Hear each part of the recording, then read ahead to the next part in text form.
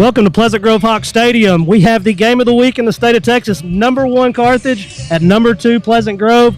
We sat here this week last year. Basically the same thing. Great football game. Really excited about tonight. We have my man Tony Langford down here at the end. Jay Davis, Texarkana legend, NFL alum. Trey Carson. My man Chris Pena. What am I going to call y'all? What am I going to call you? We're going to go Rockwall County Game Day. Rockwall County Game Day. That's how we're going to do it. We're expanding Game Day into Rockwall, and hopefully many towns to come right after it. But, man, what an exciting night. Feels great. I couldn't sleep last night. We have some great football not only going on in this town tonight, but all over the state. Jay, man, tell us about it. I'm just excited to be able to see this game again. Oh, yeah. And I'm even more excited to possibly have this same matchup later in the year. But I do think that the players are going to want to win this game and worry about that next game later. And so I think halftime matchups and some little corrections and changes by the coaches will make second half interesting. Last year, this game, I believe it was tied going into halftime, and Carthage sort of started stretching it out. I'm hoping that's not the case, but we should see a full game tonight. Well, tell us about some of the other games going on in the area. Well, one of the games that we have across town is going to be Camden Fairview is visiting Arkansas High. Camden Fairview is coming in. They've actually got 5 games under their belt, but they're 2-3. But Arkansas High has a goose egg in the loss column and are playing well. Their defense is just really tearing it up right now. Jay, their defense is very good, and Camden runs the ball a lot. So I think they're going to have issues. They literally have about 400 yards passing, 1,300 yards rushing. So they're going to have a little bit of trouble running on Arkansas. Is Braylon okay? Is Braylon back all right? Do you know? I'm not sure. Is Braylon playing tonight? I know he hurt his foot last game. I think he's going to be a game-time decision. Meaning he's going to play. If it's up to him, he's going to play. He's a gamer. Yeah. Well, and their defense, though, I think their defense is going to be able to carry this. You know, they're giving up less than 100 yards a game rushing. Yeah. And at the high school level, that's pretty impressive. Yeah. And then you throw in there, they're limiting less than 140 yards passing. So, their defense has been stepping up. And Coach Norton's going to have them ready to play behind any quarterback that he's got on the team. Yeah, I know the kids are very confident, and they're looking forward to playing this tonight. So hopefully they can come out with a win. Trey, man, who you got this LE's traveling all the way to Van, Texas? Yeah. And my man Chris was doing some looking earlier, and he said Van looks pretty dangerous on paper. Hey, one thing about it, they got to kick the ball off and they got to play the game. So we'll This see. is true. Yeah, LA needs to continue that streak of getting some turnovers because Van looks like they can throw the ball around. And when I was looking at it earlier and I was leaning towards Van, I I look to LE to continue that, getting some turnovers and take. It's going to be a close game. It's going to be a good one. I think the biggest deal is LE's going to have to pick up the mistakes they made last week. They had some turnovers, some easy turnovers, and I don't think they're going to be able to do that against Van.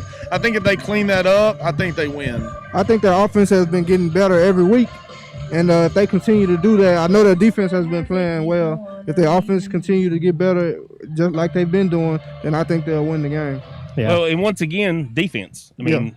Their defense is averaging less than 200 yards a game. Yeah, their defense is by the other team's offense. So that's impressive. Liberty Allos looks like completely different football program and football team. I was really impressed with what I saw last night. I was too. I loved how the secondary played. Stepped in a bunch of in front of the passes, and I thought they did a great job. Defense flies around and hits guys in the mouth. So Coach Davis has changed the culture over there, and those guys are playing hard for each other and playing hard for Liberty Allo. So I have a feeling they're going to surprise some people this year. Yeah, I like what Coach Davis doing.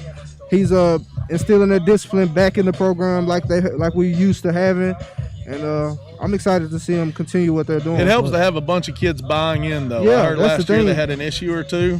This year, all them kids are buying in and playing hard, and it's showing up on the field. Yes, sir. Let's take it over. We got Coach Surratt waiting, so let's take it over to Texas High real quick. Let's talk about Texas High versus Denison tonight. Denison has one of the top running backs the top running back in the entire nation. He's a sophomore, right? He's a junior. He got offered by Ohio State this week, I believe. Is that what I heard y'all talking about? Yeah, I saw that. Hey, Ohio State doesn't offer running backs. They don't offer. Man, it's pretty rare, especially they a rarely sophomore. recruit this area. You got to be legit to get Ohio State offer. Well, and it's not just him. Their senior running back too. I mean, both of them combined. probably the best two in the state, the combo running, they're going to be tough to stop. Yeah. But if they can stop them, Texas High, I mean, hey, all the hype. Listen, I'm telling y'all right now, Texas High's defense is nasty. They have a really good defense. Their offensive line, I mean, they have to be one of the biggest offensive lines in 5A Division II. Yeah. I was really impressed with the running back. I was worried going into this season, how can you replace Kobe Webster? How do you replace Tracy Cooper? And you can't really replace those guys, but they put some guys in that are just as good. You know, I'm really impressed with that football team. You could actually watch that game on game day tonight as well. Well, I think they spread it around a little bit more, and I think that, you know, the other receivers have picked up the slack, got Caden Miller and a few other guys, you know, and it ain't as much just one receiver. I mean, they're spreading it around, and I think it's going to be a great game. For me, it's a toss-up. Yeah. And I look for Vontae Anderson to have a big game tonight. You know, he had 2 TDs. I think he's probably going to Denison's match a that tonight. high-ranked team coming in. I think they're 11th in the state. So, you know, it's going to be a really good game. Well, let's do this. Let's take a quick commercial break, and we will come back with one of the most coveted coaches in the state of Texas, Coach Surratt from Carthage. We'll be right back in 1 minute. Ladies and gentlemen, your attention, please.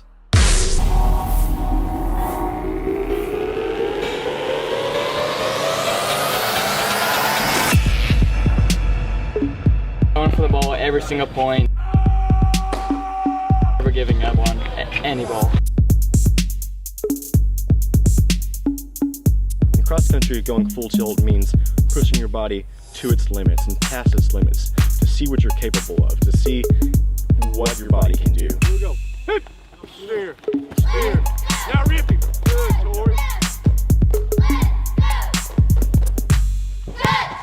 A lot to get here, fam. We putting that work. Yes, sir. Play volleyball. Volleyball always goes full tilt.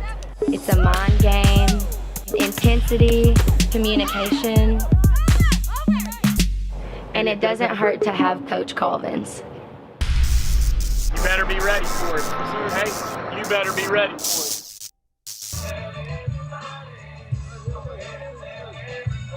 it. Appreciate it, Coach.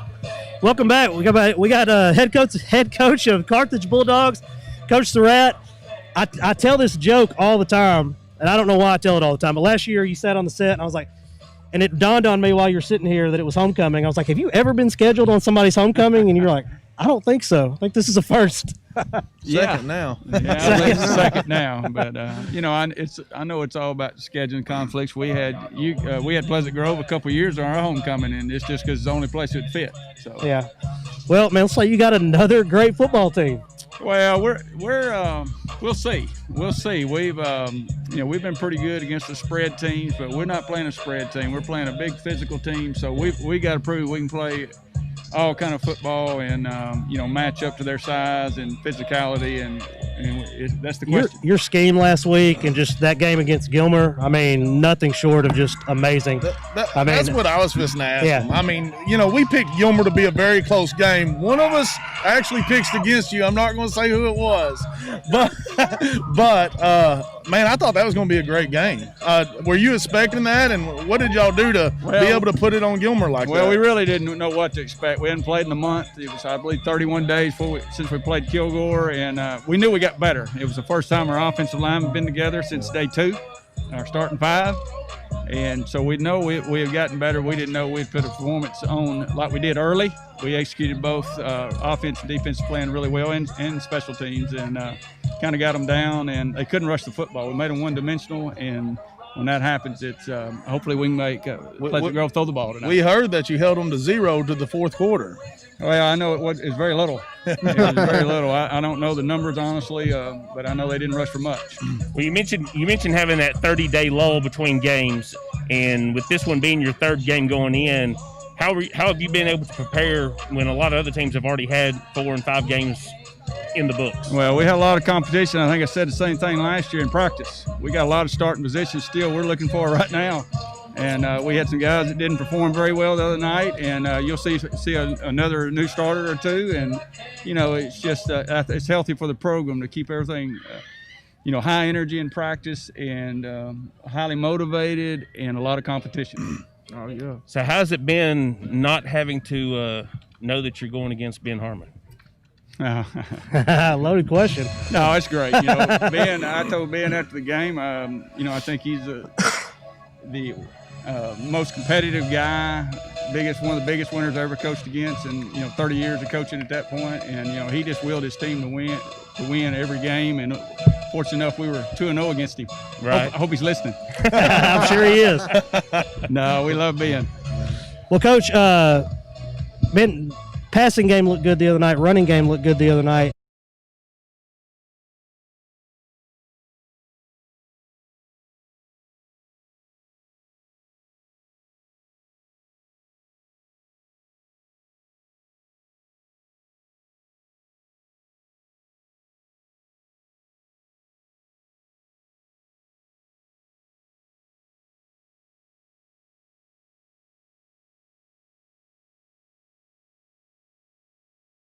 For is trying to keep us off the field, and we're smaller than we were last year defensively. We may be a little quicker, but we're smaller, and we feel like they may do this, so to speak, 3 yards in a cloud of dust and try to keep the clock running. And like 2 years ago, and when we won 28-21, fortunate at our place, that's kind of what we didn't get many snaps, and we only had 8 possessions. We scored 4. Yep. I'm sorry, I thought you tapped me. You want to say something? No. So what are we going to see this defense tonight? I mean, I know last year you lost a bunch of players on defense, didn't you? We lost 9 starters off our state championship defense. Woo, they were good, though. Yeah, they were good. We were very solid, and this group is, like I said, I think we're very good against the spread teams and things like that. We'll see how good we can hold up in there against the big physical teams. How many state championships is it now, Coach, at Carthage? 7. I just wanted you to say it. Tony's the one that picked against you. No, just so you know. No, it wasn't. Just so you know, let you know always throwing me who it was down there. He said not only. He said Gilmer big is what he said. Hey, I'm gonna send you the film on that. Okay. Oh, that's all right. I made plenty of bad picks myself.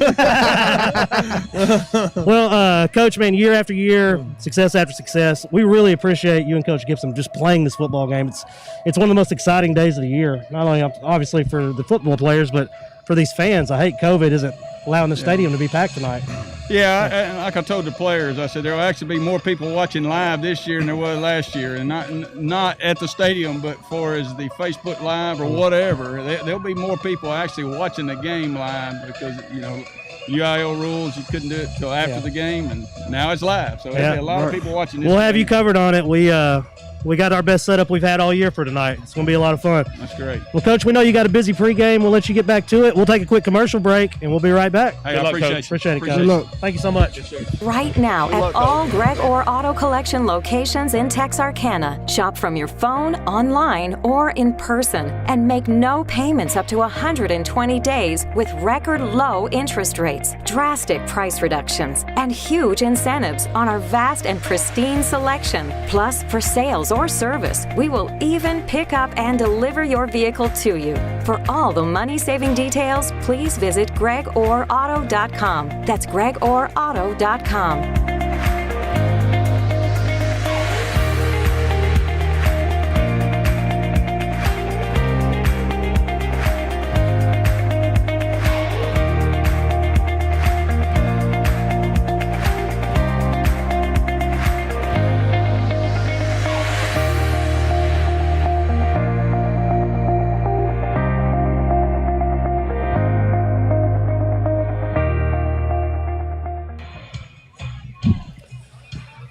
We are back. I had my man Chris Pena back on the set. We'll have Coach Gibson here with us shortly.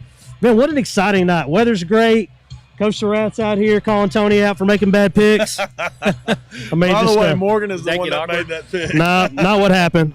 Not what happened. Morgan did not make that pick. Tony made that pick. I think I had it like 35-14 as final score is what I said. I think. After the fact. I'm pretty sure that's what I said. He went and looked at the halftime You may have score. picked them to win. I don't know if you got the score right. Yeah. I'm just telling y'all what it is. Yeah, he picked Gilmer all day. So what's the score tonight then? How much are they going to show tonight? Yeah. You know, I mean, like last year they weren't going to meet in the state championships. This year, though, I mean, it's a possibility. What are they going to show? Well, I heard Carthage was having a down year before last game. Well, and I expect some gamesmanship on this one. You know, I don't think all the tricks are coming out of the bag tonight because they are,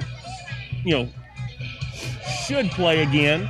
And so it's going to be interesting just to see, how basic, they try to keep it.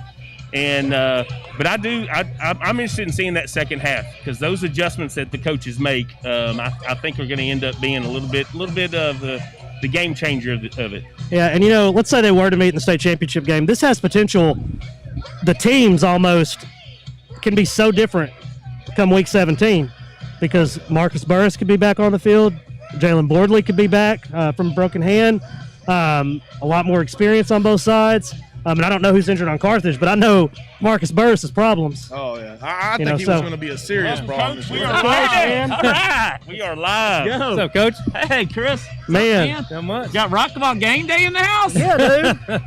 We were just wondering how Chris got a shirt, a Pleasant Grove shirt. Hey, he greases. You know what they said? He told me he didn't want to tell you tonight. It's because they carry his size. Man. I'm joking. Everybody, I'm working on that. Man. That was good, man. Yeah, well, I'm funny too. Man, what exciting night. Great weather. I texted Coach this morning. Couldn't even sleep last night. I'm so excited. What's your day been like? It's so busy now, which is a good thing, because if it wasn't, it's just like the kids, you hear it and they're like, gosh, it's taking forever to get here. And when I played, it was games at 7:30 at night. How are you going to get through 6 hours of class, because you just want it to be right there right now? But we've got district volleyball here, and we've had a lot of other things, and it's good to stay busy because it just gets you to this moment without having to sit there and wait on it. But now we're here. I mean, I'm excited. Our kids are too.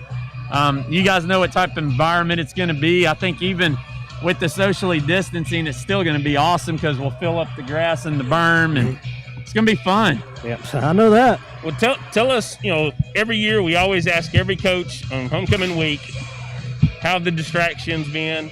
How are your players holding up? I was able to talk to a couple of players earlier this week, and they seemed ready to go.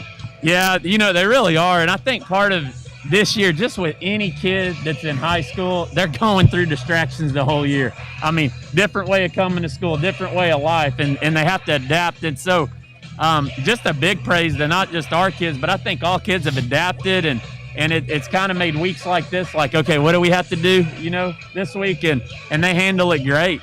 Proud of them. Well, what do you expect to bring tonight that we may not have seen so far in the season? I think one thing is we have a lot of younger players playing. We got some guys out, and it's the same thing as last year. We roll in this game without 4 starters, and that's exactly how many we have out right now.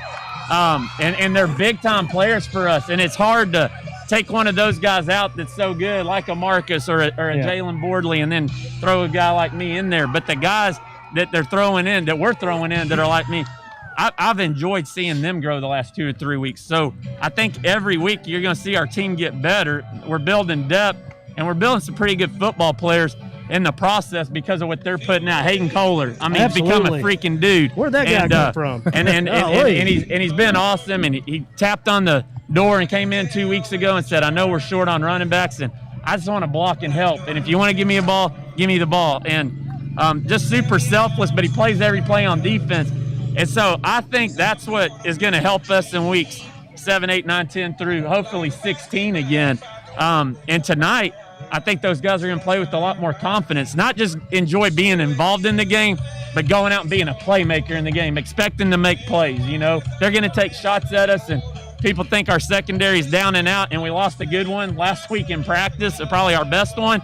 But the kid that's going in there, he's going to be a dang good football player. And tonight, he's going to go up and he's going to make some plays. And you'll see him fighting. And I think that's the most exciting part is I think our kids are really starting to believe.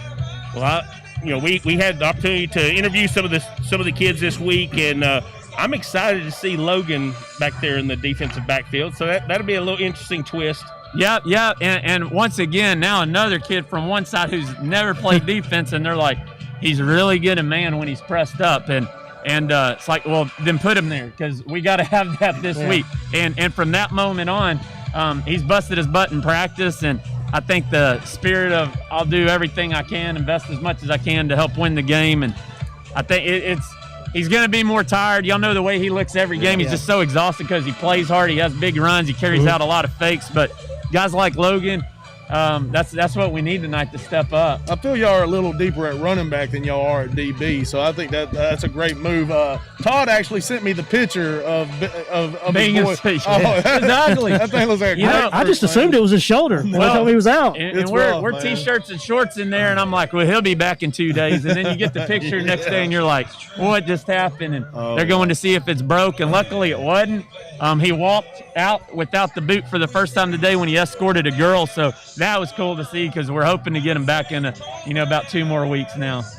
Hey, Coach, Coach, go ahead. Hey, Coach, I know I play a lot of golf. So much of on the golf course is mental. Out there, how much is it the mental part come into play, and then how do you keep them focused on that? I think that's the hidden ingredient in high school football is going in and getting kids to believe, which is all mental. Getting them to understand that average can be so much more special than average. It can be a really special team when you got a whole group of 50 or 60 that go, hey, man, we're average, but we're going to be different. And I told them a story. That's how we flipped our program the first year from a 1-9 to a 6-4 playoff team is getting kids to understand. We put 11 of the best players on one side of a tug-of-war rope, and they got to pick them. I didn't know the kids, and I said, all right, pick the next 11 that got some heart and soul. And they put them over there, and I said, I'm going to give them 2 pep talks. And I told these guys, I said, pull full tilt, but you 5 act like you're pulling and don't pull. And you guys, all 11 of you are pulling. They didn't get to hear that, but these guys beat them. And I said, you got a chance to show that you're better than them for once. And the kids that were watching, they all went to this group and they were flabbergasted how they lost it. I said, that's an analogy of high school football. You turn on video, there's always a kid or 2 loafing. And our formula is going to be 11 guys go full tilt, give it all they got. And I think when kids buy into that, it gives them a sense of not just hope, but when they do it day in, day out, it provides belief. And there's nothing stronger than belief. And I think we still have a little bit of ways to go to fully believe we're going to go win a state title. But I'm telling you, it's building in that locker room, and it's a new group of kids, and it's pretty sweet to see them gelling and believing like they are at this point. So I'm pretty happy. I think some of that's going to come out tonight. Well, coming into this season, it was real easy to talk about the front as far as the defense goes. But Gage Stivers has, and I'm not even saying it's quietly, but he has put on a show so far. Yeah. What? Tell us a little bit about how you're using him and how he's able to just be involved in almost every single play on defense. Well, he's such a throwback football player. He's an old school linebacker that's he'll put his head through that brick wall if you ask him to right now. That's just who he is, and he's tough, and he plays that way. He's a good athlete as well. I mean, can really run the ball at tailback. I wish we could run him more, but he's kind of anchoring and making all the calls on defense. So just thrilled with him. I know Coach Fuller just singing his praises left and right. He's been huge for our team. We had 2 really good inside linebackers to replace, and Gage has definitely filled the shoes. Well, Coach, we know you got a lot to do this pregame. Once again, appreciate you having us here tonight. Best of luck. All right, man. I appreciate y'all. And I want to tell everybody, look forward to Rockwall Game Day coming to you. Look at that. Wednesday at 7. Yeah. Let's go to commercial. We'll be right back. Thanks, Coach. Yeah. We are excited to announce here at Texarkana Emergency Center and Hospital that we have expanded our capabilities to better serve our community. As a hospital, we have the capability for inpatient services. After your outstanding emergency care, we can smoothly transition you into one of our new inpatient rooms that have telemetry monitors in every room to continue your concierge medicine care. While our patients continue receiving their care in their inpatient suites, we also make sure that your loved ones are taken care of with our outstanding facilities. Our added services include a procedure room and also the capability of MRIs. With our imaging, we are able to offer outpatient, inpatient, and emergency room, MRI, CT, ultrasound, and X-ray. We are honored by your support and look forward to serving all your future medical needs.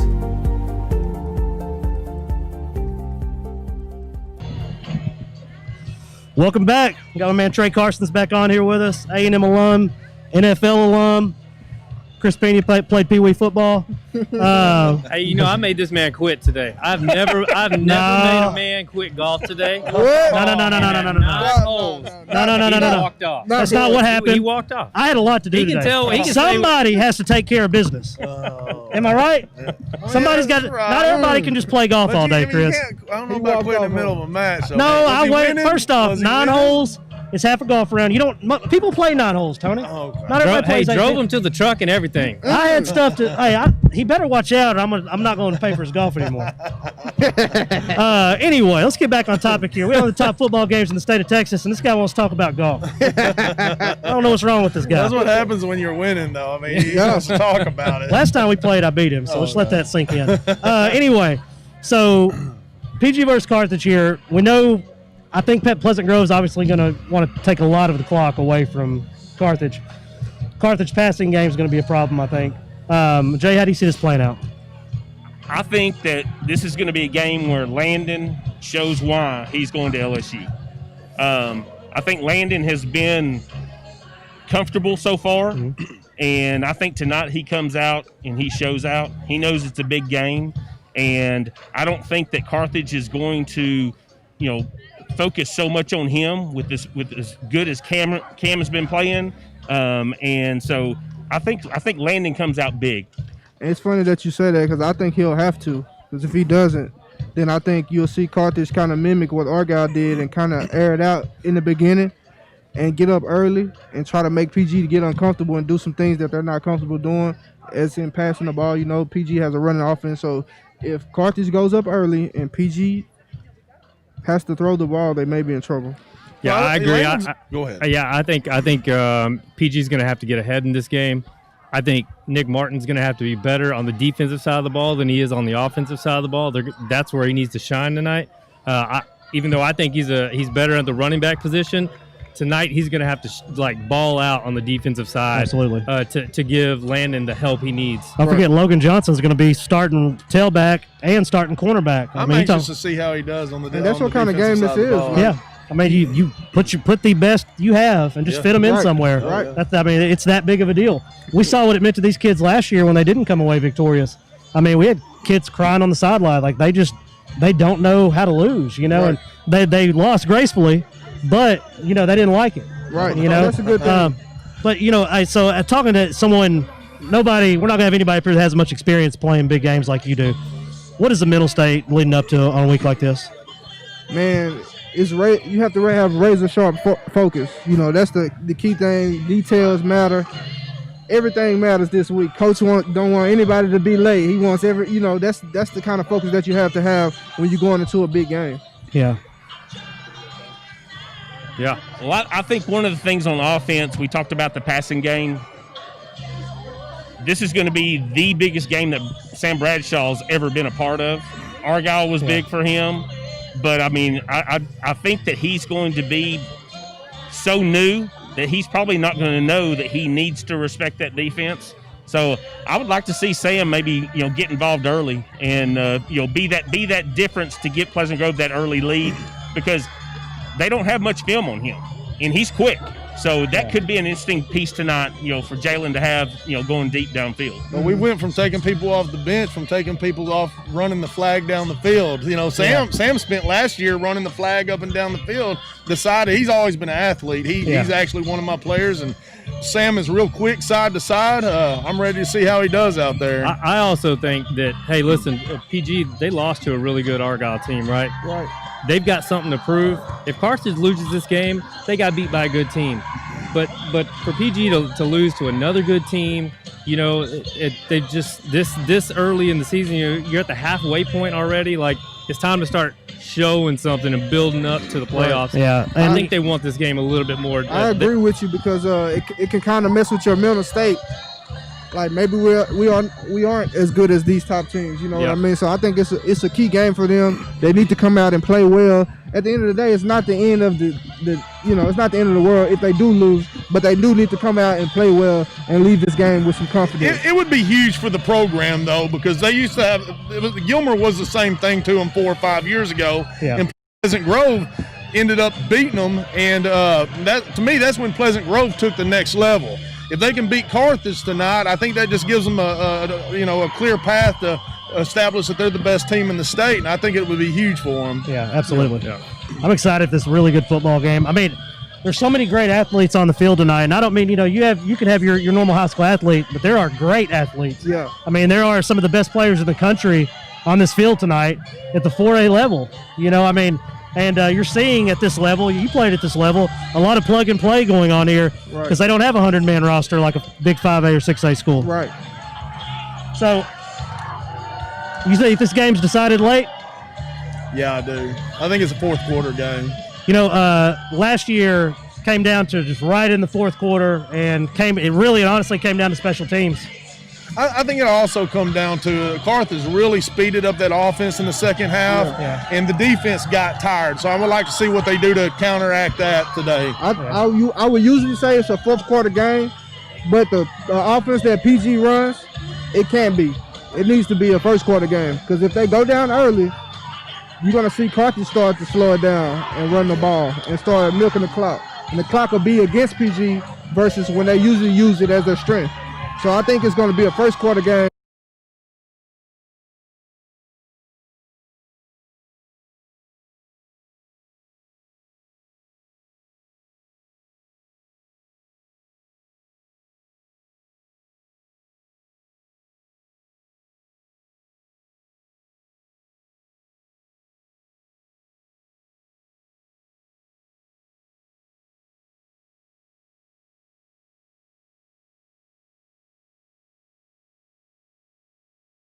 Of a brotherhood, the higher you go up, it becomes more of a business. Yeah. And, guys are more looking out for themselves versus these guys are playing selfless, not selfish, selfless. So this means more than anything. This at the college level, you've talked to me about that before. It's just like y'all are just a bunch of guys trying to get to the next level. Right. These guys are from here, you're from here. Of course y'all will come and play together, but at the end of the day, the end goal is to go to the next level. Yeah. These guys, some of them already know that they won't play football past this. Yeah. So they're going to come out and give it all they got. You know what I mean? I got you. Well, the fans are starting to show up, and the drill team's on the field. I'm assuming the band will be coming in a little bit later. We've got homecoming festivities tonight as well. I'm sitting there thinking this time last year, there was a basket wrapped around the tennis court at 4 o'clock. Gates opened at 5:30 or 6. Yeah, it was early last year. It was electric last year. Dude, man, I wish we had that atmosphere right now. I'm ready for this. I'm ready for this stuff to go away. Yeah, no joke. Yeah. But there'll be super limited seating here tonight. They have the berm at the south end of the stadium. People will be able to sit there. Pleasant Grove's doing a great job of social distancing, being sure everybody has their mask on in the stadium. What am I missing, Jay? Well, I just think it's great that we are streaming this thing live for those that can't come tonight, and for those that just did not want to come out here and be next to people. I can respect that, but I've already had a lot of people already message me saying that they've already got it on, and so I expect a lot of eyeballs to be on this game tonight. And I hope that both teams really, really put on a good game, and I hope it is that third and fourth quarter game. I am too. I mean, you just have two of the best coaches in the state, two of the best programs in the last 4 years. I mean, I hope it lives up to the hype. I mean, the excitement. It doesn't have. Go ahead. Time to go. You just put it out. You just put it. Hey. My bad. I'm most excited about seeing the stars. I want the stars to be stars tonight. The lights are shining bright. So I need the star players to be star players tonight, and I think that's what's going to make it a great game. Yeah. Let's do this. Let's take a quick commercial break. Let's take a couple of them. We will come back here in about 3 minutes with Superintendent Pirtle, followed by homecoming festivities. A strong work ethic takes pride in a job well done. This is the kind of person you need. Express Employment Professionals can help, because we understand what it takes to hire good people. It takes real people, real interviews. We find good people, matching the right skills for the right jobs. Express knows jobs. Get to know Express. Go to expresspros.com to find a location near you. If you're looking for authentic Cajun-style meats prepared and ready to cook, and take home, look no further than Lanyard Specialty Meats. We here at Lanyard Specialty Meats select nothing but premium meats, and we season it to perfection so that you'll have all of Acadiana flavor here in your own home. Come by Lanyard Specialty Meats for all your tailgating needs for this football season or hunting season. Remember, Lanyard Specialty Meats. Lanyards is an official sponsor and proud supporter of Texarkana Game Day. Beautiful, isn't it? Beautiful, handcrafted stone is our passion, and we ensure our customers receive the quality they deserve. We stand by our word, we stand by our products, services, and work that we do. Our team of experienced craftsmen and product experts have been perfecting their craft of fabricating and installing stone since 1998. Visit the Design Center at Red River Lumber to see the many beautiful stone options available for your next project. Ladies and gentlemen, your attention please.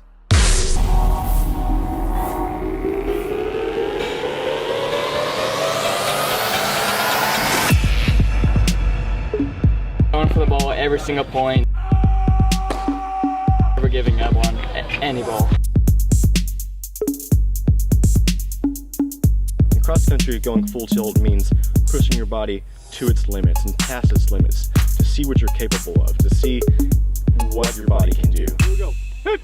Steer. Steer. Now rip him. Good, Tori. A lot to get here, fam. We putting that work. Yes, sir.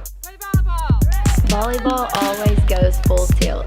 It's a mind game, intensity, communication, and it doesn't hurt to have Coach Colvins.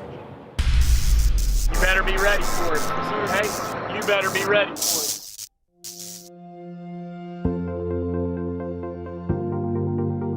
We are excited to announce here at Texarkana Emergency Center and Hospital that we have expanded our capabilities to better serve our community.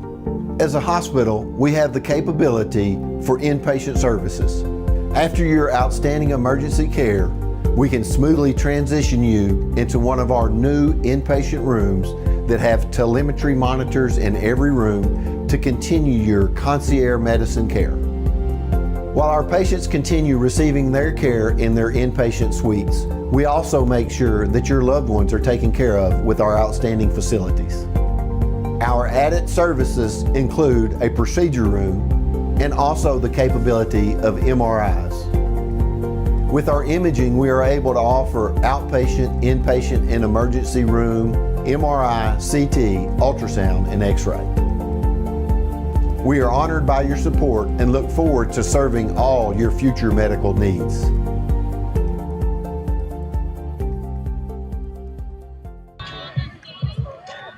We are back at Hawk Stadium. Got two new faces with us right now. We've got Superintendent Chad Purtle and Mr. Donnie Kelly there down at the end. Glad to have y'all here. Tell us about the week. We've had another great week. Finished up the 8th week of school this week, and a lot of homecoming festivities. Some of them a little different than we've done in the past, but we're going to be crowning a homecoming queen here in a little bit. Number 2 game in the state of Texas, here behind us, and a lot of great things, a lot of great learning going on in our school district right now, a lot of growth in our school district. That's what I'm really excited about. Well, you mentioned the growth, and we're going to be able to get into new elementary school soon. And I saw some posts on social media this week how the teachers are starting to pack some boxes to get moved over there. Well, how excited are you to open up that new campus? You know, it's just I'm so excited for our community and for those teachers that are in our current elementary school and our students too, to be able to go into a world-class facility that we're going to open up. We're going to have more technology in this facility than anywhere around, and what that's going to be able to do is impact student learning and impact what our teachers can do with our students, and just get them ready for the next level. And it's so exciting for our community because there are a lot of people that went out and worked really hard to make this happen, and to work through the process of construction and to get to the point where we are right now. We're probably within a month of move-in and starting school over there. So, and that's a flexible date, but I think that's about where we really are. Sure. And it's just really exciting. I think we've had some teachers go and take a peek over there, with Mr. Blaine. Mr. Blaine's been super involved in the process. Natalie Reeves, our assistant principal at the elementary, also has been super involved. And a lot of the community, our board's been highly involved, and it's just been a great team effort to pull this thing off. And I know our community is going to be really proud and really excited to be able to get in and see what this place is, where our kids are going to be educated at the elementary Chad's school. a great principal. I like how he deals with the kids. He remembers their names. He interacts with the parents real well. He was about 3 or 4 of my boys at elementary principal. Chad's a great guy. I'll tell you what, Chad Blaine is a great guy, and you said it. He knows his kids. He knows his teachers. He runs a great campus over there. He is interested in growing his campus too, and he's out here today, but you'll see him out here in the morning with PGYA flag football. He kind of runs the show there, and he's not a bad baseball coach either. My boy played for him. He does so much for the elementary school and for this district, but he also does so much for our community too. He's really a special guy.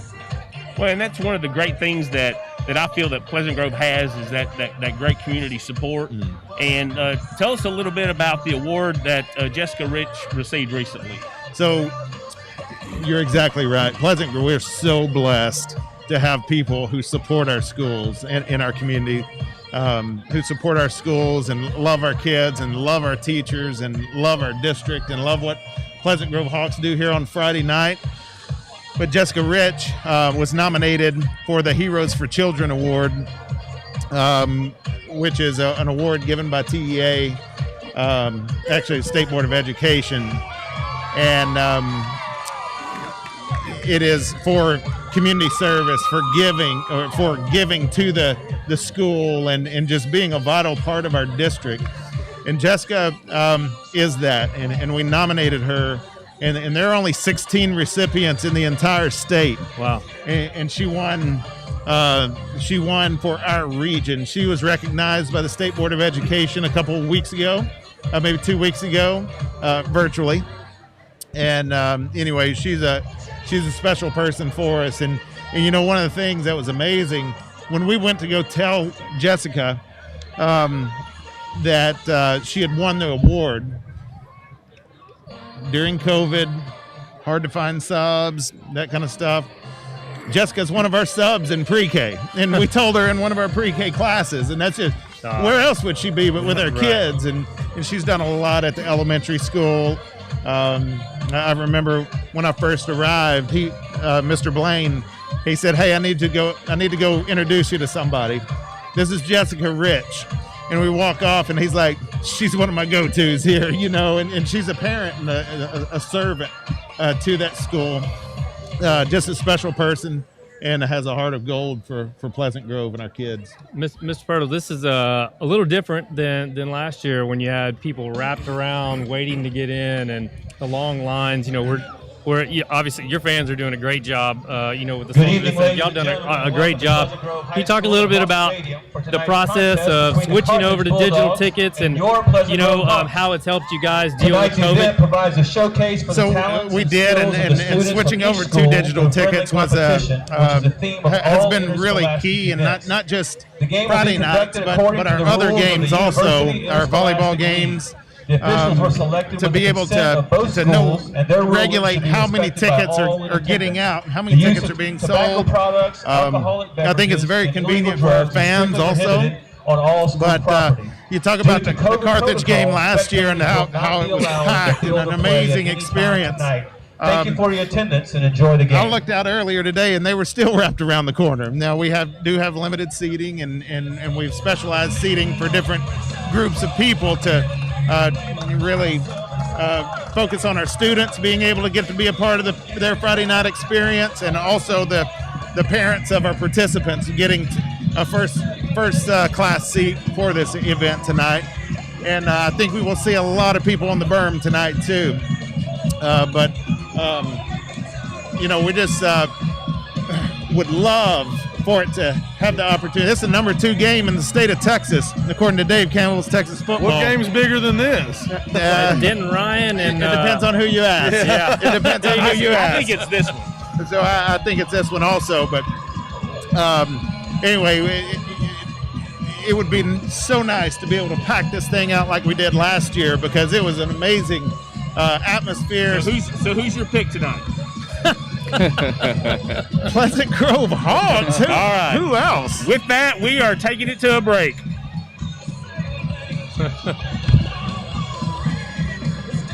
That cut.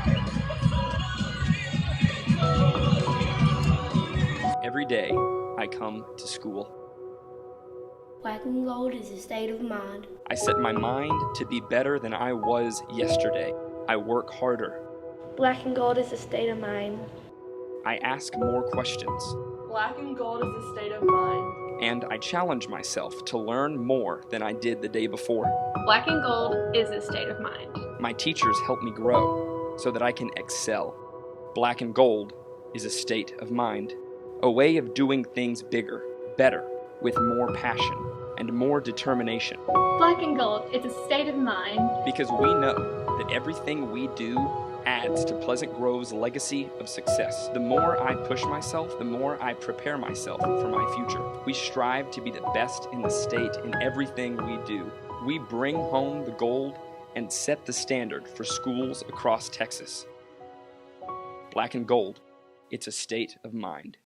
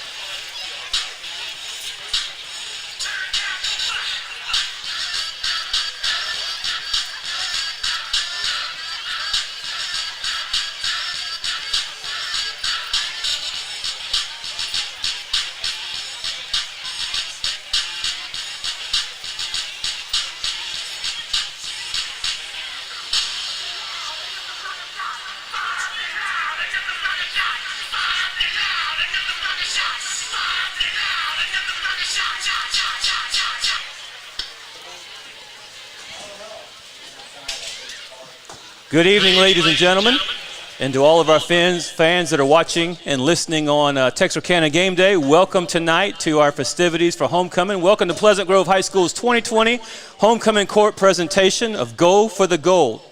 The homecoming nominees we are honoring tonight were selected by the senior class. The homecoming queen was then elected by the entire student body. It is with great pleasure that we introduce to you these exceptional young ladies. Our first nominee this evening is Katie Grace Bowman, daughter of Dean Bowman and Jennifer Sanderson, and stepdaughter of Renee Bowman and Kirk Sanderson. Katie's escorted tonight by her dad, Dean Bowman. Katie is a member of National Honor Society, a varsity cheerleader, a member of Twin City All-Star Cheerleaders and Keyettes.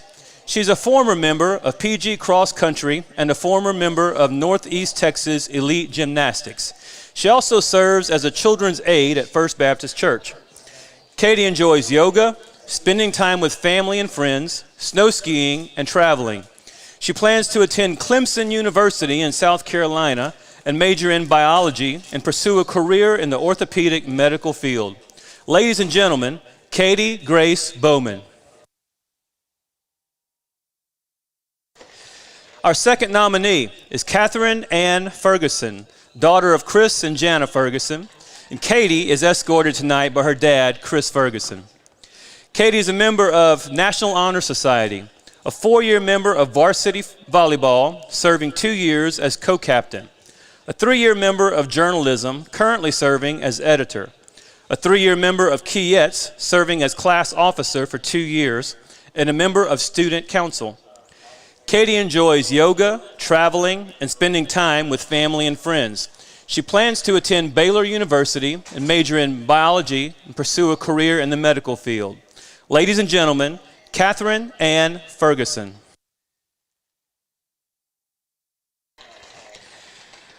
Our third nominee tonight is Allie Grace Harjo, daughter of Warren and Lorenda Harjo. Allie Grace is escorted tonight by her dad, Warren Harjo. Allie Grace is a 4-year member of Lady Hawks Volleyball, a 3-year member of journalism, serving as sports group's editor, a 3-year member of Kietz, and a 2-year counselor at Brook Hill Summer Camp. She was a previous member of leadership and is a member of Heritage Church.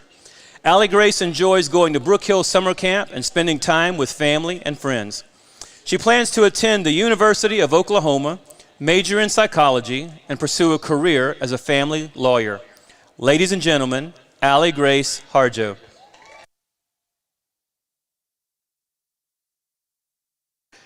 Our fourth nominee is Ella Elizabeth Nichols, daughter of Joe and Carla Nichols. Ella is escorted by her dad, Joe Nichols.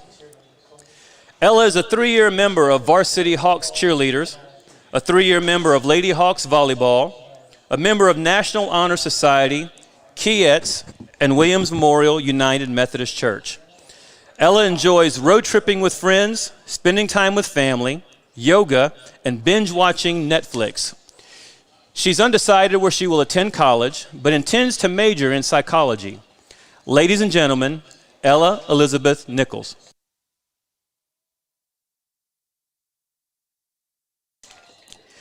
Our fifth nominee is Aubrey Leanne Aller, daughter of Frank and Melanie Aller. Aubrey is escorted tonight by her dad, Frank. Aubrey is a 4-year member of Varsity Hawks Soccer, a member of Art Club, serving as Vice President of Events. She's a 3-year member of National Honor Society, National Art Honor Society, and Kietz. She's also a club soccer team captain and worship leader for Fellowship Bible Church. Aubrey enjoys hanging out with family and friends, making art, and being creative. She's undecided where she will attend college, but she hopes to pursue a career in archaeology or art history. Ladies and gentlemen, Aubrey Leanne Aller.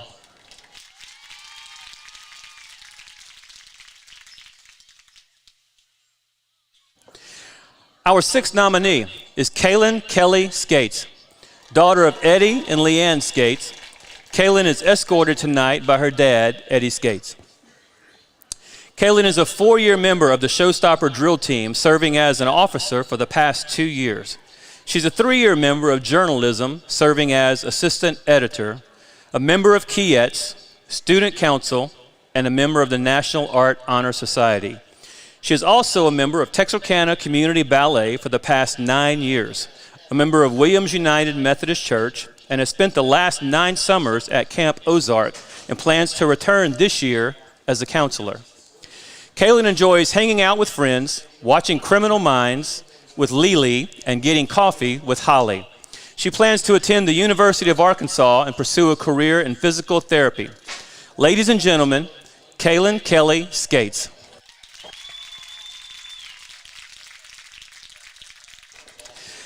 Our seventh nominee is Holly Ann Thornton, daughter of Gus and Julie Thornton. Holly's escorted tonight by her dad, Gus Thornton. Holly is a member of the Showstopper drill team, serving as captain, a member of Journalism Yearbook, National Honor Society, Kietz, Student Council, Art Club, National Art Honor Club, and Williams Memorial United Methodist Church. Holly enjoys hanging out with friends, having dance parties, and going on the bump. She plans to attend Texas Tech University and pursue a career in mechanical engineering.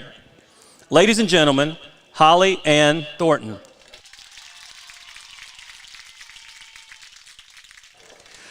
Our 8th nominee tonight is Delia Ruth Tuttleby, daughter of Andy and Elisa Tuttleby. Delia is escorted tonight by her dad, Andy Tuttleby. Delia is a 4-year member of Hawk Varsity Cross Country, a 4-year member of Varsity Hawks Soccer, serving 2 years as captain. She's a 3-year member of the Edge newspaper, serving 2 years as co-editor, a 3-year member of Student Council and Kietz, and a member of Fellowship Bible Church. Delia enjoys playing pickup soccer games, going out to eat, and playing with friends. She's undecided where she will attend college, but plans to major in psychology and pursue a career in the counseling field. Ladies and gentlemen, Delia Ruth Tuttleby.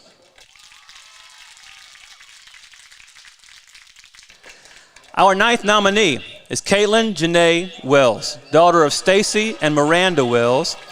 Caitlin is escorted tonight by her dad, Stacy Wells. Caitlin is a 3-year Varsity Hawk cheerleader, a 3-year member of journalism, a member of National Honor Society, Kietz, and a member of Church on the Rock. Caitlin enjoys spending time with friends, having concerts in her car, taking pictures for friends, and attempting yoga. She is undecided where she will attend college, but hopes to major in biology and pursue a career as a dermatologist. Ladies and gentlemen, Caitlin Janae Wells.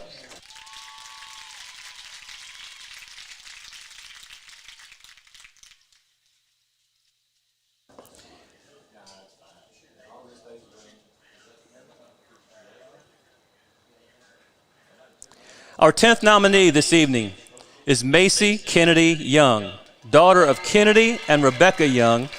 Macy is escorted tonight by her dad, Kennedy Young. Macy is a 4-year member of Varsity Hawk Volleyball, serving as co-captain, a 4-year Hawk cheerleader, serving as Varsity Spirit Captain for 2 years. She's a 3-year member of Kietz and a 3-year member of journalism, serving as business manager. She is a member of National Honor Society, a former member of Varsity Hawk basketball and softball, and a member of First Baptist Church, DeQueen. Macy enjoys watching football with family and spending time with friends. She plans to attend the University of Oklahoma, major in chemistry, and pursue a career as a pediatrician. Ladies and gentlemen, Macy Kennedy Young.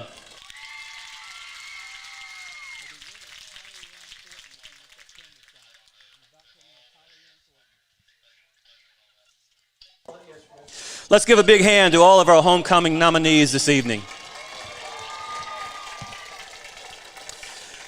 The homecoming court nominees would like to thank their parents, friends, and PG staff for their support and involvement in all of their activities over the years. At this time, please join me in welcoming Pleasant Grove High School football players Marcus Burris and Jalen Pascal, along with Principal Todd Marshall, who is accompanying our 2019 homecoming queen, Georgia Blair Cobb, as she crowns our new homecoming queen.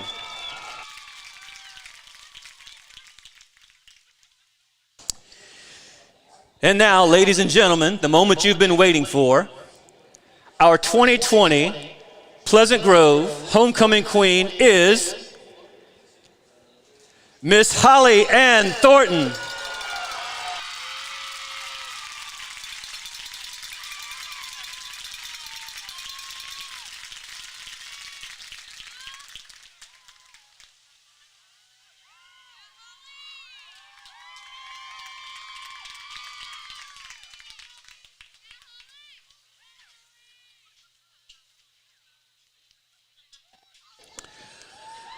Ladies and gentlemen, we present our 2020 Pleasant Grove homecoming queen, Miss Holly Ann Thornton, and her homecoming court. A round of applause for all of these beautiful young ladies. Thank you all for your attention this evening. We hope you enjoyed the game.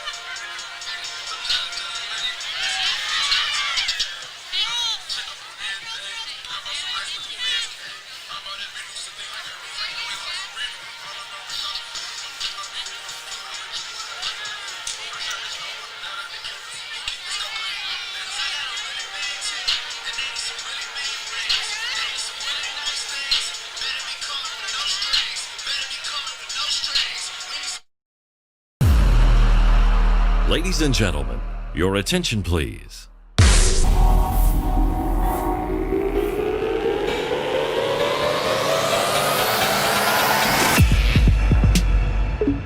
Going for the ball every single point.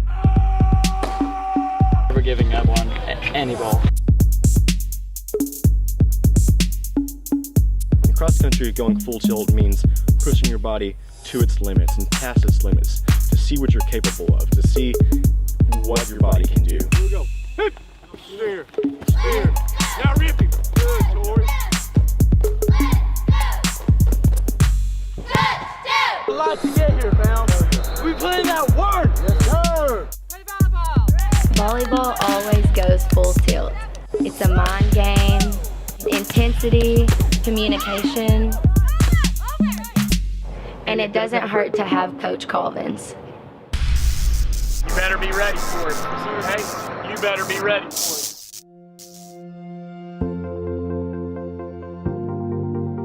We are excited to announce here at Texarkana Emergency Center and Hospital that we have expanded our capabilities to better serve our community. As a hospital, we have the capability for inpatient services. After your outstanding emergency care, we can smoothly transition you into one of our new inpatient rooms that have telemetry monitors in every room to continue your concierge medicine care. While our patients continue receiving their care in their inpatient suites, we also make sure that your loved ones are taken care of with our outstanding facilities. Our added services include a procedure room and also the capability of MRIs. With our imaging, we are able to offer outpatient, inpatient, and emergency room, MRI, CT, ultrasound, and X-ray. We are honored by your support and look forward to serving all your future medical needs.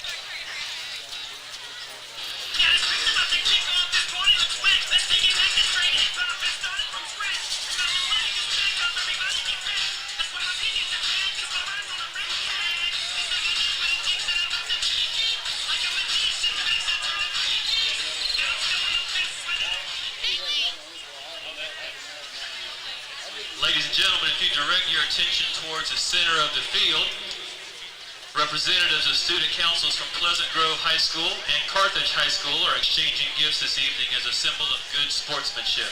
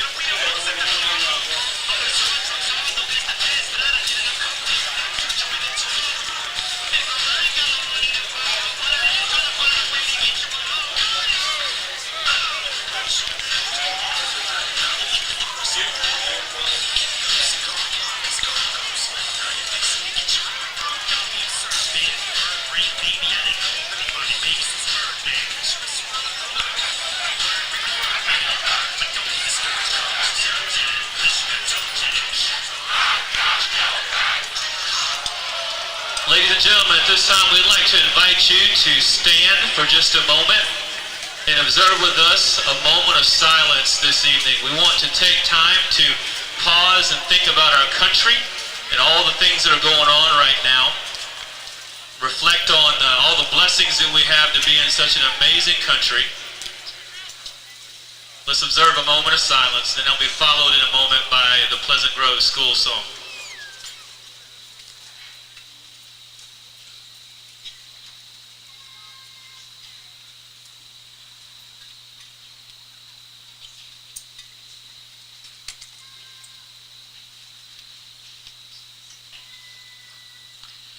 Thank you.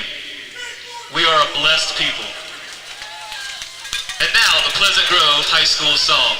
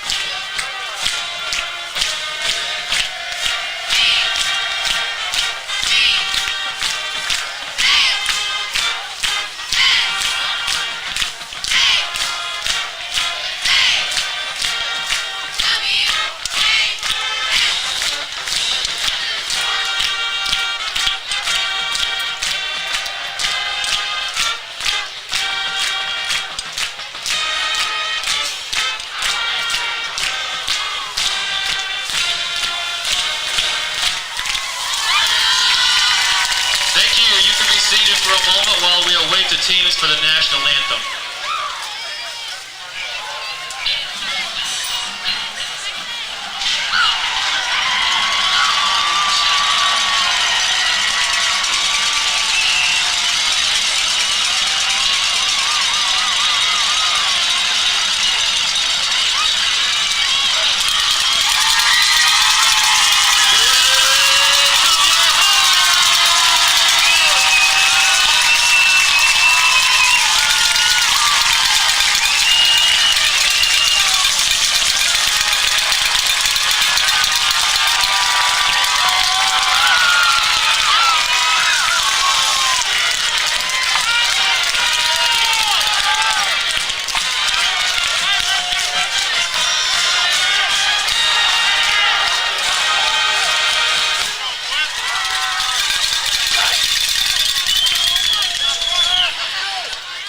Ladies and gentlemen, at this time we would like to invite you to stand.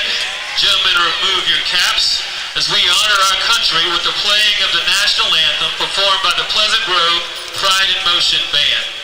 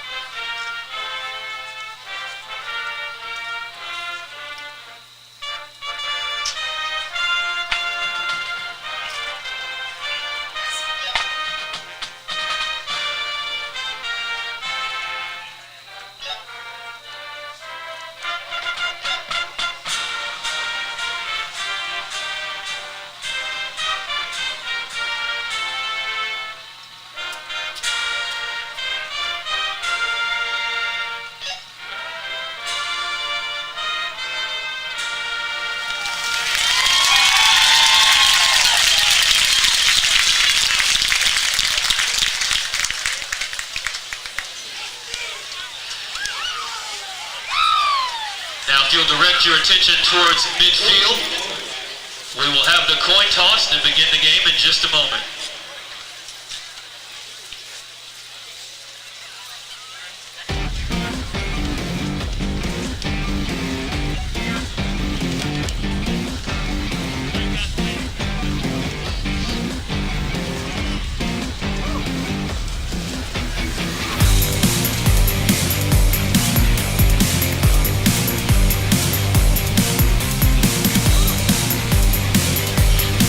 Coming out as captain for the Carthage Bulldogs, number 11, Montrell Smith. For the Pleasant Grove Hawks, number 40, Landon Jackson.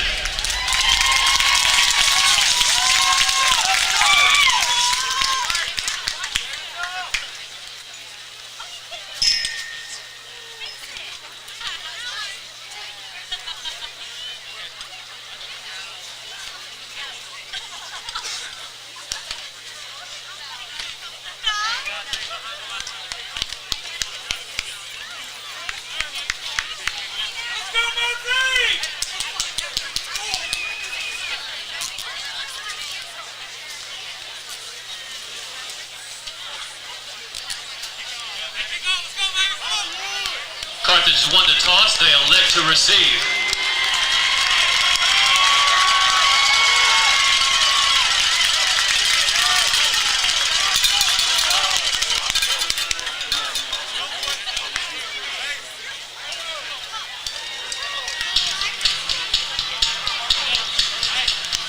Hawk fans! Yes, indeed. It's game day in Hawk Nation.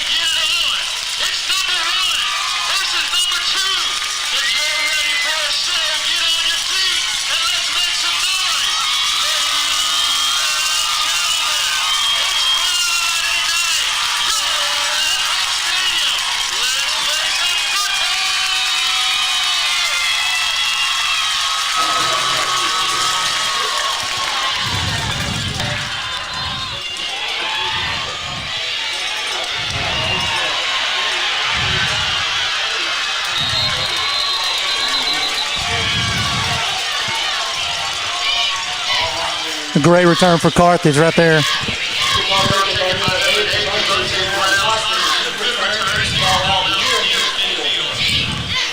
Quinn, let's see what we can do. Number 12, Horton at quarterback. Morgan.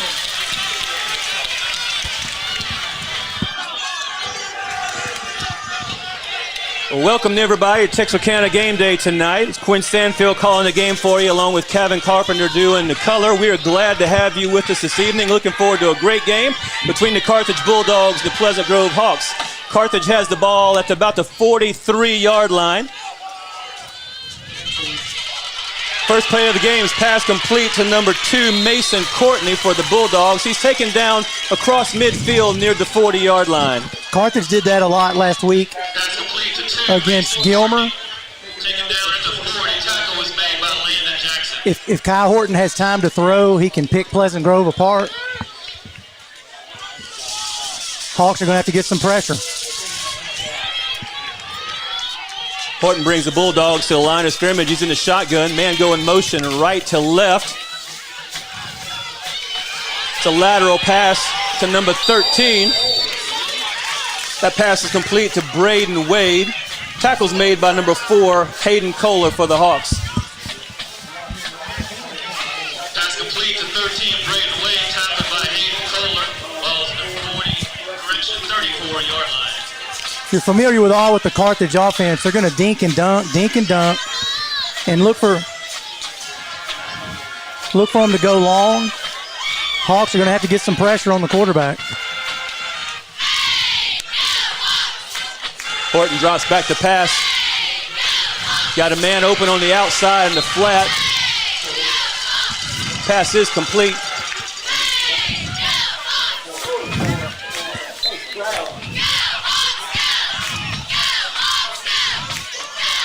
If this looks familiar, it's the same thing that Argyle was doing against Pleasant Grove back in week 2.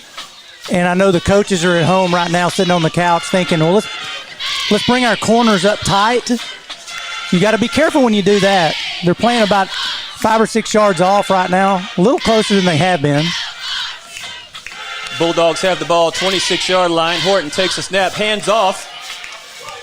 Met by several Hawks, dropped for a loss, maybe a gain of 1 or 2. That's number 2, Mason Courtney. If you remember last year before the state championship game, Courtney had, I know, probably 150 yards rushing for Carthage against Waco La Vega. He's a returning senior. He's been back there for about 3 years. He's going to be one of the best backs, maybe the best running back that we see this year at Pleasant Grove. Bulldogs come back to the line of scrimmage, 2nd down.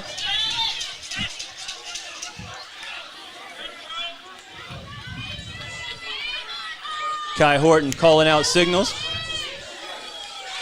He's looking downfield, got a one-on-one opportunity. Pass is called incomplete.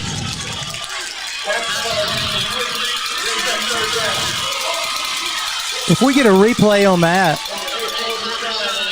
looks like he just dropped it, but what a great throw by Kai Horton. That's why he's being recruited by several Division I schools. Got a great arm. And if you'll notice, he's got a lot of time to throw it. Let's see what they're going to do. Hawks got to get some pressure. Ball still to 26 for the Bulldogs, 3rd down.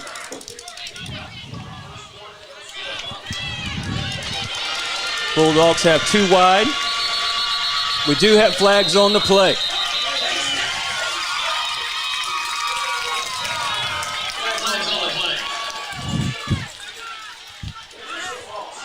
False start called against the Bulldogs.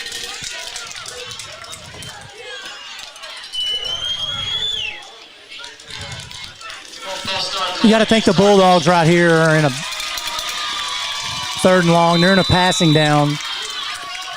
So what's PG going to do? Are they going to bring pressure? Hadn't brought any pressure yet. If they do, who's it going to be from? Is Nick Martin going to come? Do you want Nick playing that 10-yard drop back in a zone? We're going to see. Bulldogs at the 31-yard line, 3rd down. Horton's under center this time, drops back. He's under a lot of pressure. He is taken down by number 74, Big Cameron Weekly. That could be a grounding. The ball didn't get past the line of scrimmage. Never made it to the line of scrimmage. Let's see what they're going to call here. Be a loss of down if that happens. There they go.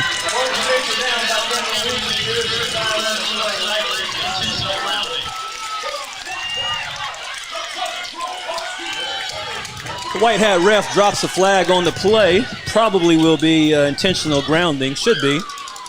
What they're doing there is the lineman's going to communicate to the head referee and show him where the ball landed, and they just double check to make sure it didn't get past the line of scrimmage. This is interesting here, Quinn. It was intentional grounding, yes. I don't. Carthage isn't going to punt it.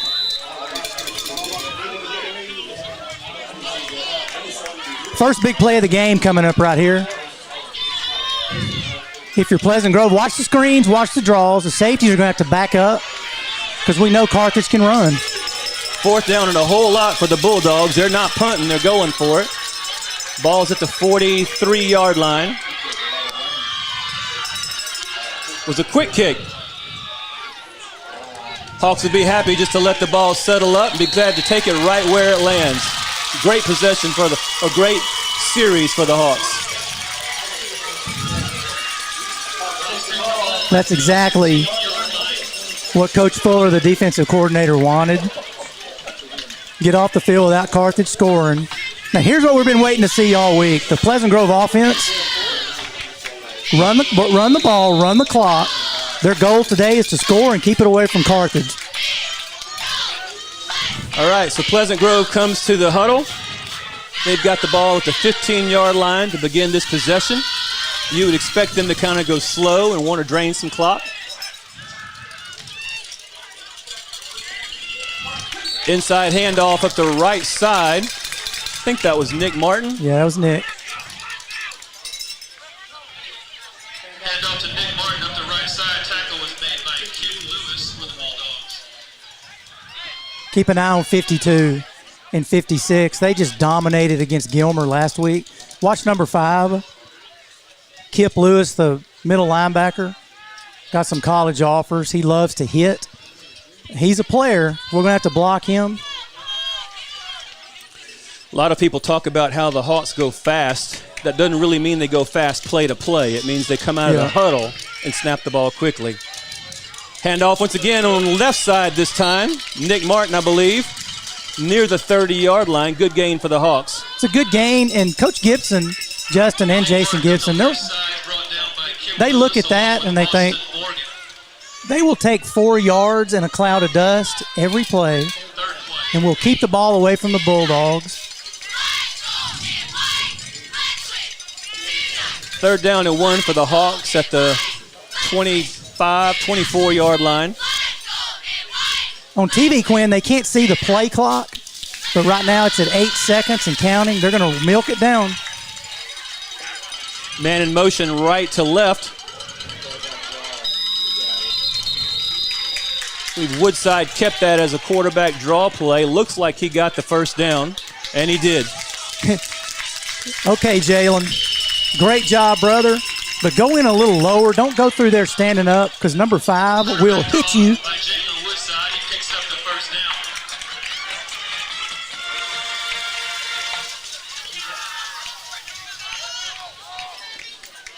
There's only 8 minutes left in the quarter, but it's the perfect start for Pleasant Grove and Coach Gibson. The clock is ticking. Flag on the play. It looks like the Hawks are in motion.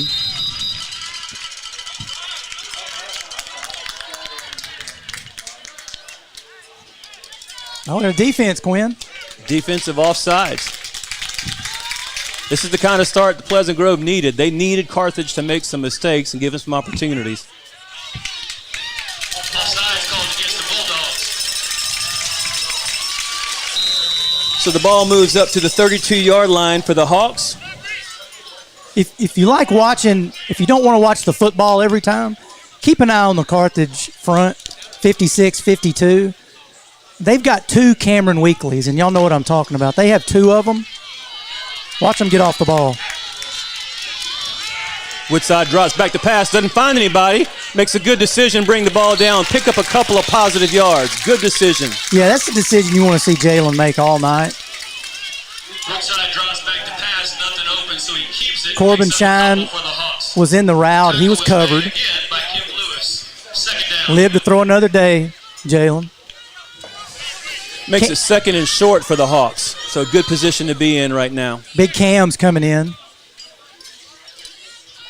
Gonna be at the left guard, the right guard, I believe. At practice some this week, they lined up Cam at tight end. Uh-oh. Let's not throw it to Cam.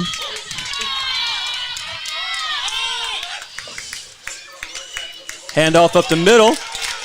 Looks like he gained the first down. I want to say that's Hayden Kohler.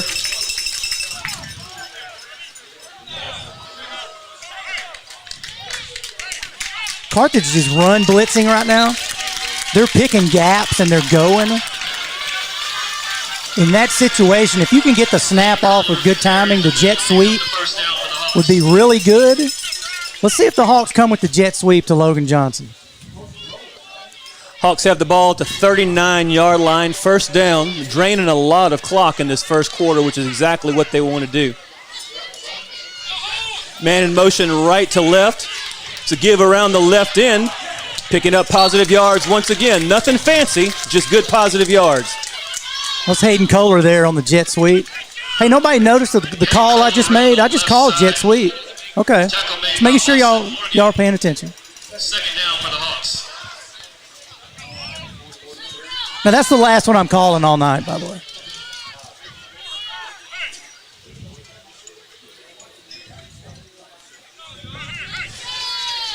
Second down at the 43 for the Grove. Woodside on the keeper, slips up the right side, picks up the first down for the Pleasant Grove Hawks.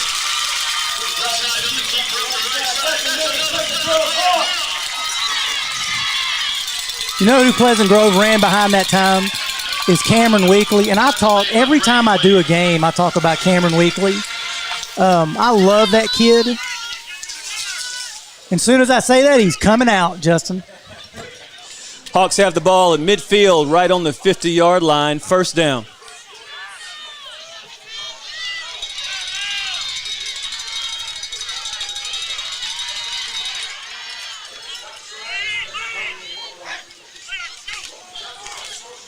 Handoff to Nick Martin. Gets met in the backfield. Still picks up probably a yard. Kip Lewis there, number 5. Hit the Mike linebacker for Carthage. Made that play. Martin picks up a yard with the Hawks. Tackles made by Kyle Lister for the Bulldogs. Picks up about 1, second and 9. When you're watching at home, you're watching, I would say, maybe the 2 best coached football teams in the state of Texas. Scott Surratt and Carthage have 7 state championships, going for their 8th.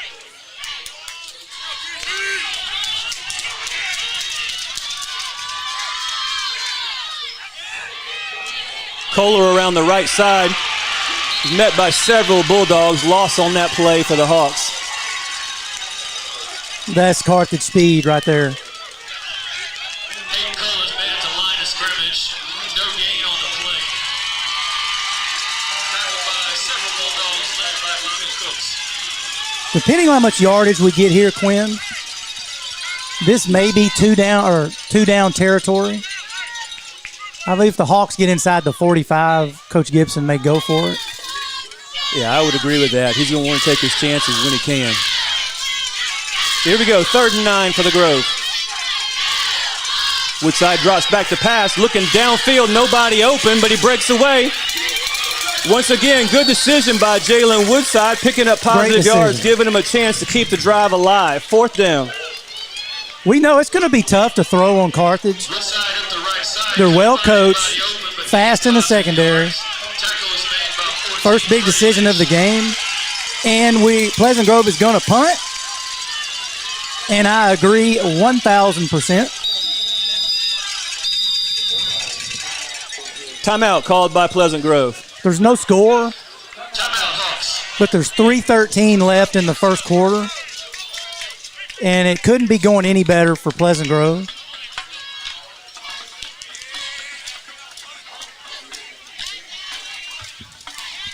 And we've been watching Pleasant Grove now, the Josh Gibson era, for how many years is this? This is 6th year. I don't remember ever running a fake punt. Do you guys? I don't remember a fake punt. I think you're correct on that. And don't do one here. Let's not do it here. And we got to remember, this is not a district game. I think right now this kind of feels like a heavyweight boxing match. It does. 2 guys are dancing in the ring, trying to figure each other out. Not really ready to expose everything just yet.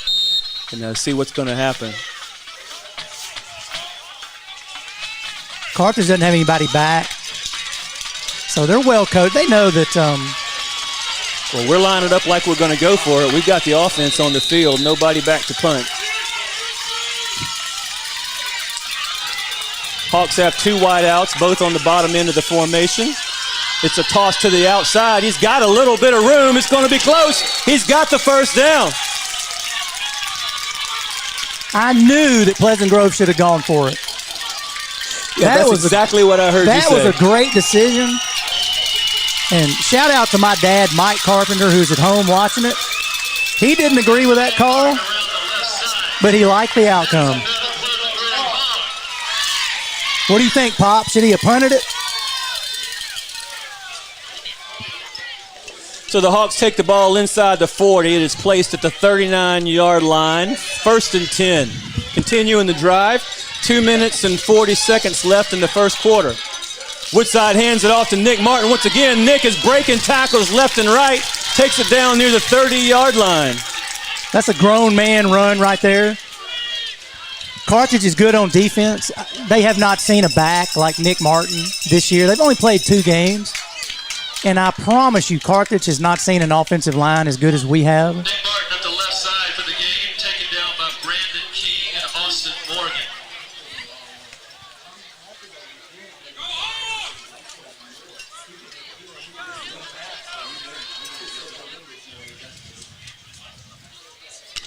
Ball's at the 31-yard line for the Hawks, 2nd and short.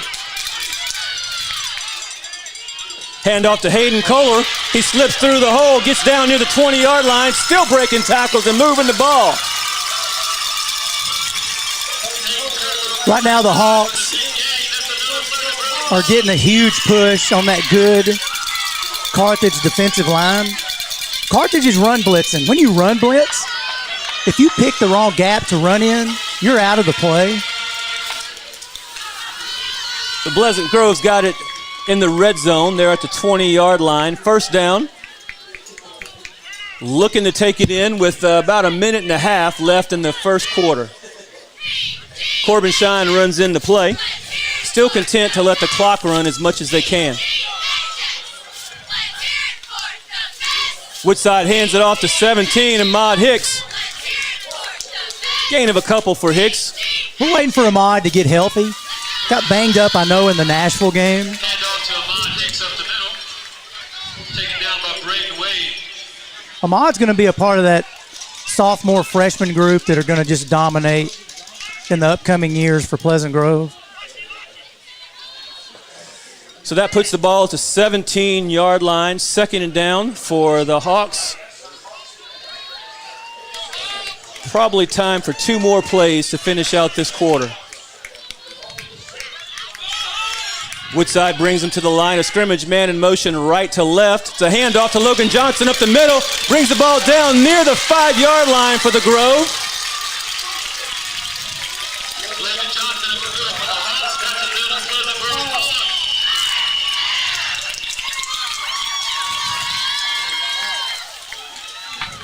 That may be a new play that PG's put in. 1st down. You usually don't see Logan run between the tackles.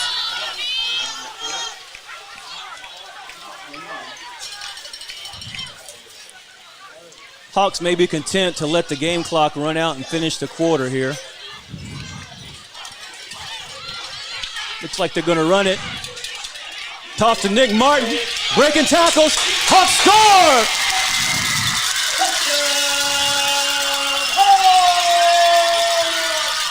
That's Nick the hit stick Martin up the middle for the big touchdown to take over this game. He's had a great game so far, and he's the kind of guy you want to take ownership of this entire thing. When Josh Gibson went to bed last night, he pictured in his mind this exact start. Carthage had 1 possession, and the Hawks took the whole quarter, drove the field, and scored. Perfect. Enrique Rios is lined up to kick the extra point. We've got a new holder tonight because Quinn Bingham is out. The point after is good. Enrique's been solid all year. Our holder for tonight for that extra point is Sam Bradshaw. With the first quarter running out of time, your score is Carthage Bulldog 0, Pleasant Grove Hawks 7. So that's the end of the first quarter. I don't think the Hawks could ask for a much better start than what they've just experienced. Everything going their way on both sides of the ball. Defense got to stay off the field for a long time and get some rest. Even though we've got guys going both ways, it's different playing offense than it is playing defense. Momentum is definitely on the black and gold. Enrique is going to have to make a perfect kick. We don't want 8 to get in the open field. He's going to have to kick it a little bit higher. But folks at home, Carthage has been down before. They've been down this road. No big deal. This may have lit a fire under the Bulldogs.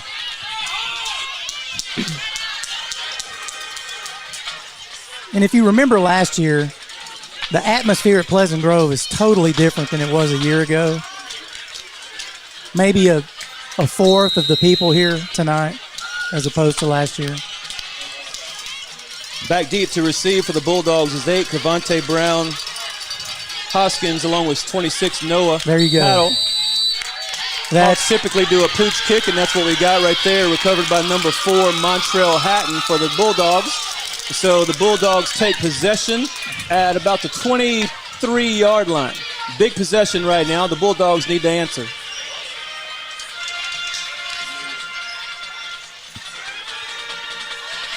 Okay. Carthage begins this drive about the 23-yard line. Let's see what Clint Fuller does on defense. We didn't blitz a lot. Right now, Cameron Weekly in the front is getting a little push. But look for the Bulldogs to sling it right here. They're going to throw it around the yard. Horton's in shotgun for the Bulldogs, waiting on the snap. Fakes the handoff, throws over into flat on the right side. Pass is complete.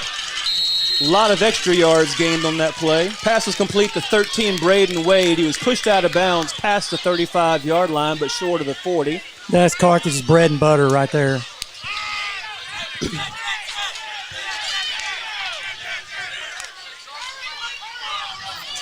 Carthage has the ball at the 37, first down.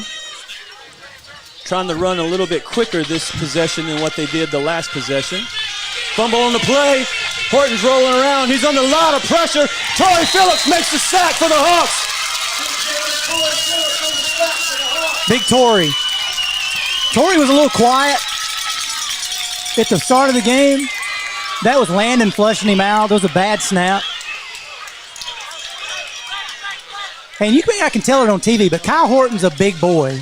Goes about 6'3", 6'4", 215, 20 pounds. That was a great play by Torrey Phillips.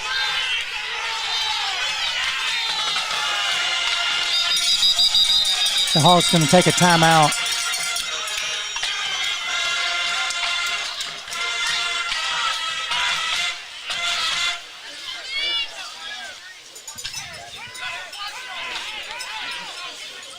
Trying to figure, the referees are all pointing in a direction. We're trying to figure out what they're calling for. I think we had a play clock malfunction. Now here it goes. White hat round the clock, so here we go. The Bulldogs have the ball again at the 32-yard line. Second down, about 16. Watch for a little slip screen right here. The lineman may come out.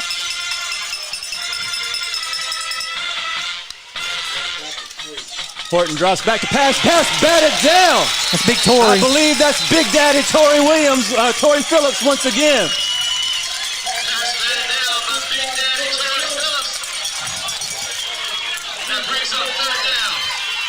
That's two big plays in a row for Torrey Phillips. Brings up third down for the Bulldogs.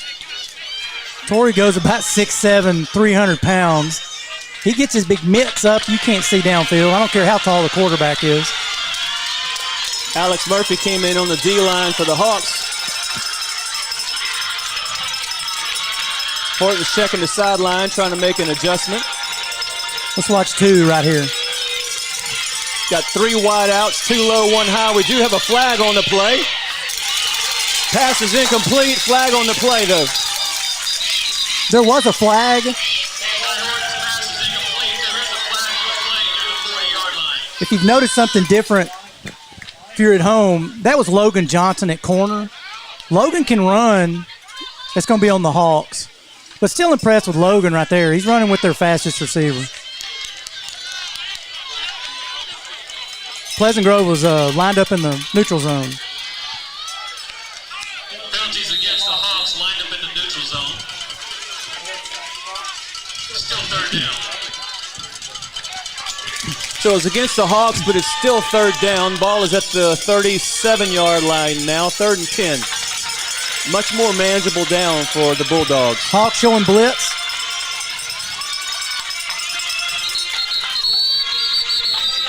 Yeah, they hadn't showed that all night. Coach Surratt saw that and called a timeout.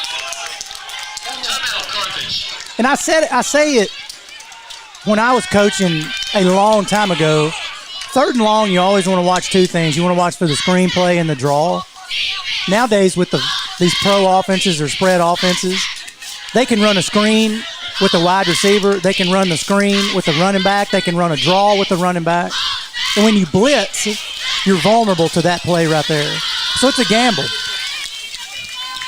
That's why Coach Fuller gets the big bucks. He's got to make that decision. But still, with 10 minutes and 47 seconds left in the first half, everything is going the Hawks' way right now, except for the one penalty where they messed himself up. But everything else is going their way. Yeah. They can't ask for a better start. And this is a little off the subject, but think about this. Because I keep seeing big number 44, Marcus Burris, on the sideline. I want everybody at home watching this to imagine if Pleasant Grove defensive line had Marcus out there. And that is a state bank. So here we are back to play. Ball's at the 37-yard line. 3rd down and 10 for the Bulldogs. Watch this trip. Ty Horton's back in the shotgun formation. Man going in motion right to left. Hands it off to Mason Courtney. He's picking up positive yards, but shy of the first down. Took it just past the 40 to about the 41-yard line and brought down by Nick Martin. Gage Stivers made a great play right there. He stayed home. Handoff up the middle to Mason Courtney. Once again on those long third downs, linebacker's your most important player. They've got to make several reads. Stivers did a great job right there. Look for the quick punt here, Quinn. So Bulldogs have 4th down at the 41.5-yard line. Big down for the Hawks. If you can make a stop right here, it's a game changer. A little bit of confusion, men on both sides of the ball running all over. Kai Horton's looking downfield. He's under some pressure. He's rolling out to his left. Looking downfield, he's got a man open, but then he falls down. Pass is incomplete, and the Hawks take over on possession.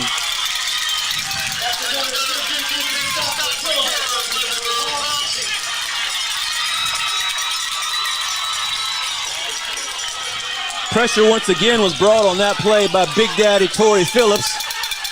I mean, that's been all week long. I tell everybody I've talked to, the D-line has to get pressure on Kai Horton, and they've done it.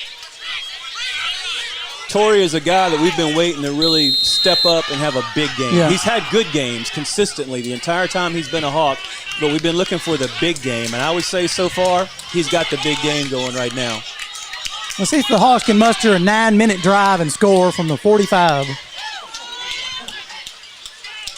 So Pleasant Grove takes over, 42-yard line, 1st down with 9:51 left. It's a handoff up the middle. I didn't see who it is, probably Nick. Yeah, Nick Martin up the middle. He's brought down by 56, Kylan Lister.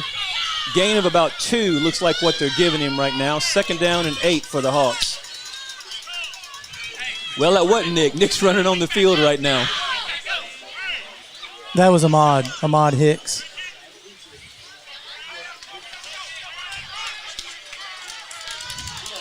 Hicks on the carry for the Hawks. Gains about 2, 2nd and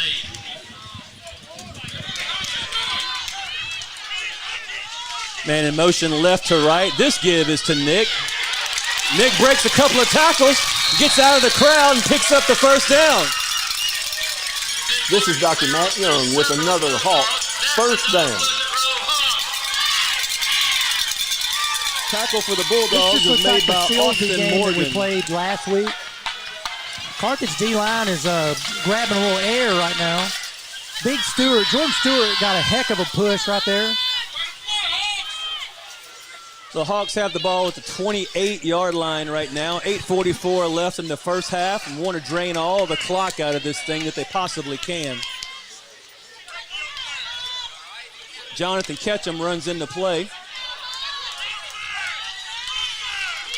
Woodside keeps it up the right side. Positive yards for the Grove. There you go. Jalen just got to run with his pads down like he did right there. You can't run through that B gap with your head up, with your shoulders back. You got to run in an athletic position. That looked good right there. Hawks look like they're doing a really good job right now of shuffling guys on and off the field. I noticed that too, keeping lots of fresh legs out there at various positions. They've got Reese Elrod in right now at the wing. Right now, Torrey Phillips is on the sideline getting a little, maybe a retape, I hope. The Hawks have it 2nd down at the 24-yard line. Motion left to right.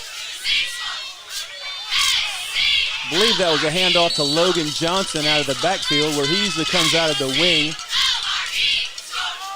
Gain of about a yard on that play. Brings up third down. PG's just going to – this is definitely two-down territory. So Gibson's thinking 2 plays to get 4.5 yards. Hawks haven't tried to kick a field goal all year. They've only kicked extra points. Be interesting to see if we tried to put some points on the board. Really haven't had to.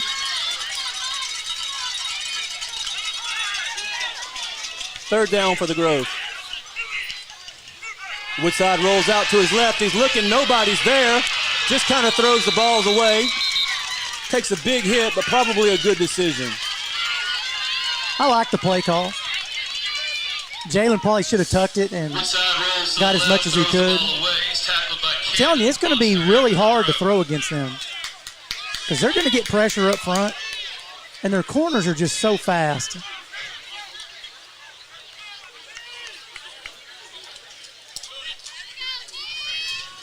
Only real bad thing about that incomplete pass is it stopped the clock. Stop, yeah.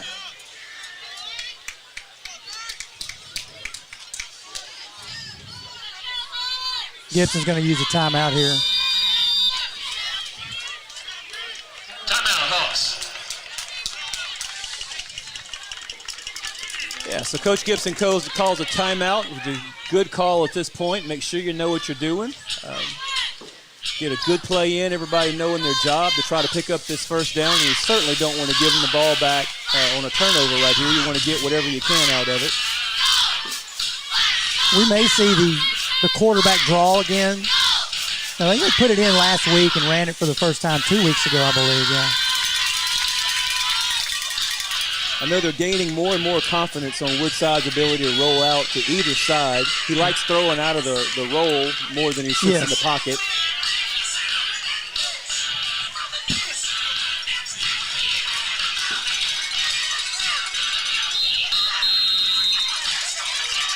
I don't think we can run the jet sweep, Quinn, against their speed. So here we go. Big play for the Hawks right now with 7 minutes left in the first half. It's 4th down and 4.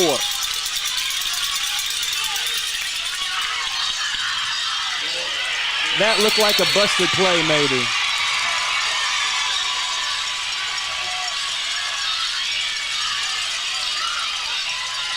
No gain for the Hawks. The Bulldogs take over on downs.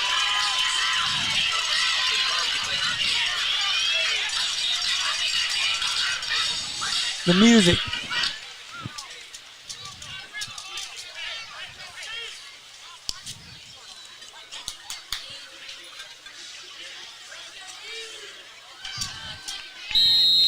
Steele, Quinn, this is exactly how Josh Gibson drew it up.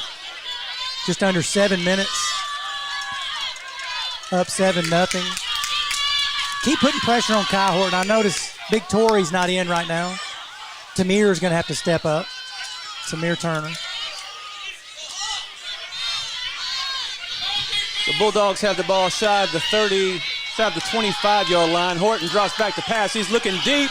Got 2 Hawks down there in double coverage. Pass falls incomplete. That's Logan Johnson again, running right with one of their fastest receivers. And we know Logan can fly.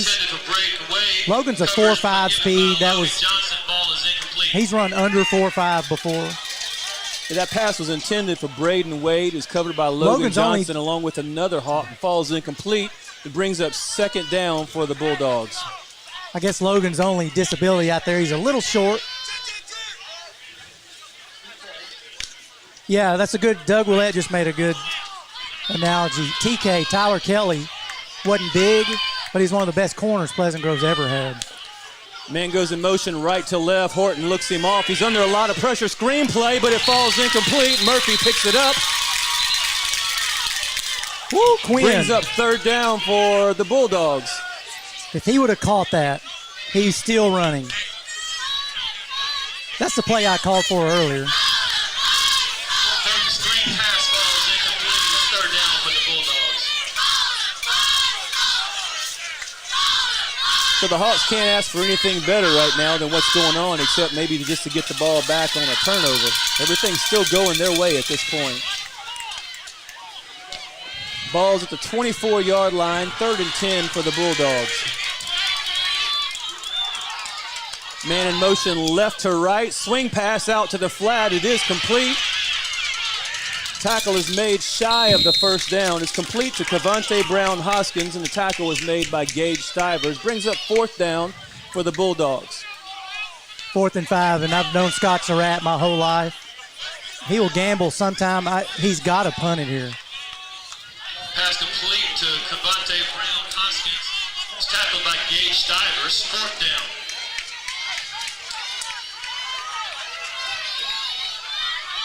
Hawks don't have anybody back. I would never put anybody back tonight.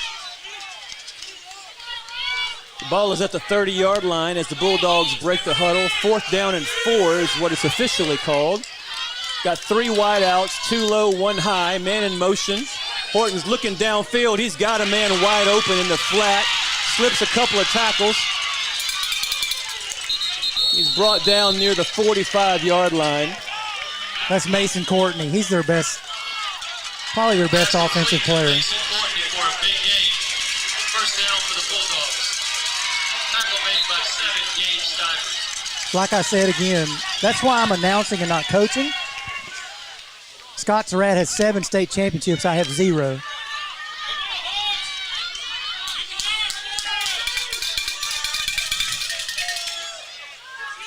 Ball at the 46, 1st down for Carthage. It's a handoff to Courtney. He's got nowhere to go, but then he breaks out of the hole somehow. Picks up a big game. Still breaking tackles. Man, he's a good back. Mason Courtney pops out of the crowd, picks up another big game for the Bulldogs. Tackle was made again by Gage Stivers.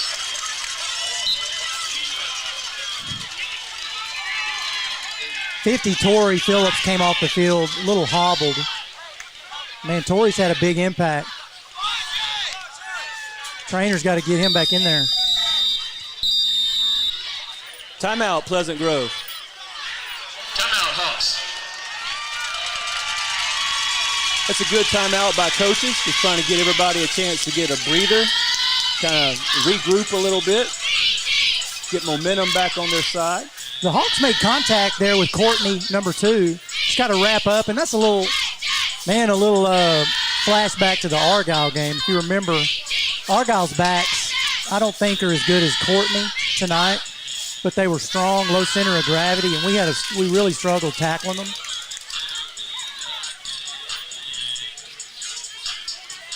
You got to remember, too, Carthage, they don't have near as many players going both ways as the Hawks do. Of course, they have more depth. They've always had more depth.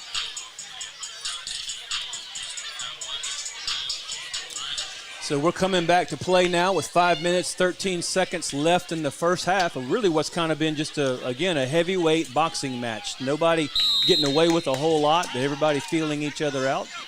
Ball's at the 36-yard line, 1st down for the Bulldogs.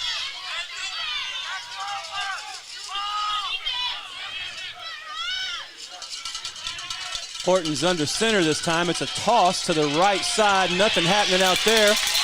Nick Martin makes a big drop for a loss. Toss around the right side. Nick Martin makes a big tackle for a loss. Run was by 13. Great Wade. People, that's Nick Martin. That's I talk about him every time we do a game. He's going to play on the next level. Somebody called a timeout. Timeout, Carthage. Timeout, Carthage. Nick just doesn't miss tackles, guys. And his brother Chauncey was the same way. They're just so good at wrapping up. And a lot of that strength and technique, and it's want to. You got to want to tackle. And Nick enjoys it. This is one of those games where the kind of feels like a basketball game again. The first quarter went by really, really quickly. The second quarter started quickly, but here about the last 7 minutes of the second quarter, it's gone really slow as everybody's kind of waiting.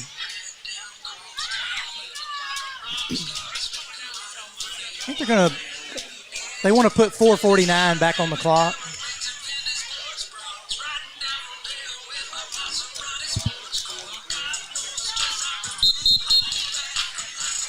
Doug Willett is a genius on the clock.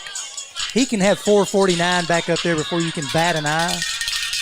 Me, it would take 30 minutes. I'd have to call my wife to get her to tell me how to do it. If you've ever kept a clock in a varsity football game, it's not easy. Ball at the 39-yard line, second down for the Bulldogs. 2nd and 14 officially. New formation here, hadn't seen this yet. Horton in the shotgun again. He's looking for a one-on-one, just throwing it out there. Had a man that had a step. That pass was intended for 7. Zay Woods overthrows him just a little bit, falls incomplete, and brings up 3rd down. Hadn't called Alex Galvan's name yet. By the way, he's my neighbor. He, receiver may have had a half a step on him. That was great coverage. And I know I've said it 50 times. Carthage can really run. 3rd down, 14. Even if the Hawks can just hold them to a field goal here, you would still call that a win for the first half. 3rd down, 14, 4:44 left. Looking deep again. He's trying that one-on-one. Should have been a push-off. That was a push-off. Pass complete to number 4, Montrell Hatton. Ball is down at the 20-yard line now. That was Logan Johnson on the coverage, and this is Logan's first game at corner. He's done a great job. Montrell Hatton. Bulldogs have the ball at the 20.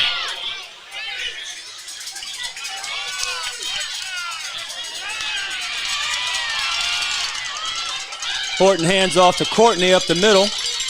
Courtney picks up a few. I think Carthage is going to go to more run. They abandoned the run in the first quarter. Carthage coming straight to the line of scrimmage. No huddle this time. Probably trying to gas the Hawks defense just a little bit. Hand off to Courtney once again. Slips a couple of tackles. Courtney just has great feet. Got great vision, got him, too. man. Yeah. He bounces out of it so fast. Yeah, has great vision, great feet. Just a great athlete. Hand off to Mason Courtney. Picks up a couple for the Bulldogs. 3rd down. 3rd down for the Bulldogs. Horton in the shotgun. Calls for the snap. Hands it to Courtney once again, breaks several tackles and takes it in for the score. We knew that was going to happen. I wonder if Carthage has ever been shut out in the first half in the Scott Surratt era. I'd have to look down, ask their guys in the press box.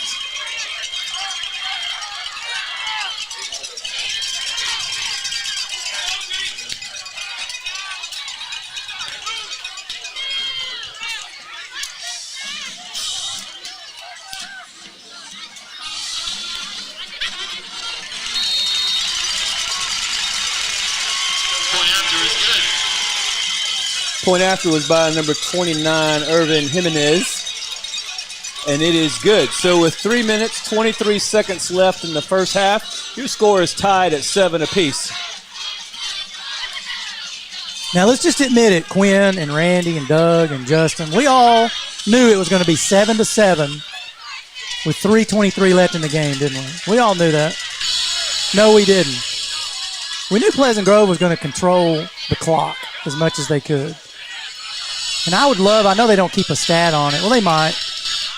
Carthage had so many 3rd and longs this half, haven't they? I wonder if they've had that many.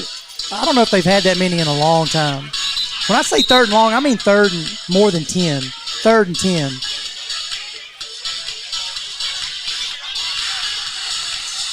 All right, so we come back to the kickoff with 3 minutes and 23 seconds left in the first half.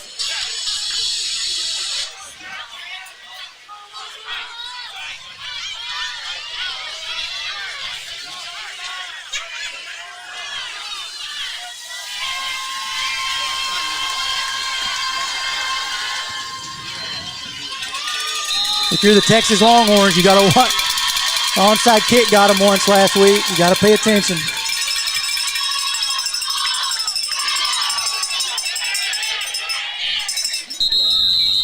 That is our left guard making a fair catch. That doesn't happen very often. This possession with 3 minutes, 20 seconds left in the first half. So the Hawks take this possession at the 36-yard line. 3 minutes and 20 seconds left in the first half.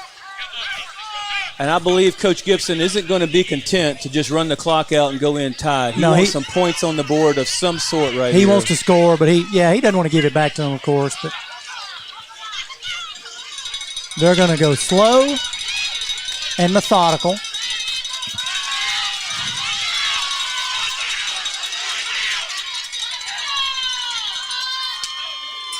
Woodside keeps it up the right. Picks up about 3, maybe 4. 3. Tackle was made for the Bulldogs by Freddie Lynch. Woodside keeps it up the right, brought down by Freddie Lynch. Remember last year, Gain of about 3. Ben Harmon ran that play a lot. Hadn't run it a lot this year with Jalen. Temporary close for 2 minutes prior to halftime in order for everyone to enjoy performances by the Showstoppers and Pride in Motion Band. Be sure to grab your halftime drinks and snacks before the 2-minute mark, and then they will reopen after halftime. Also, the PG Band boosters.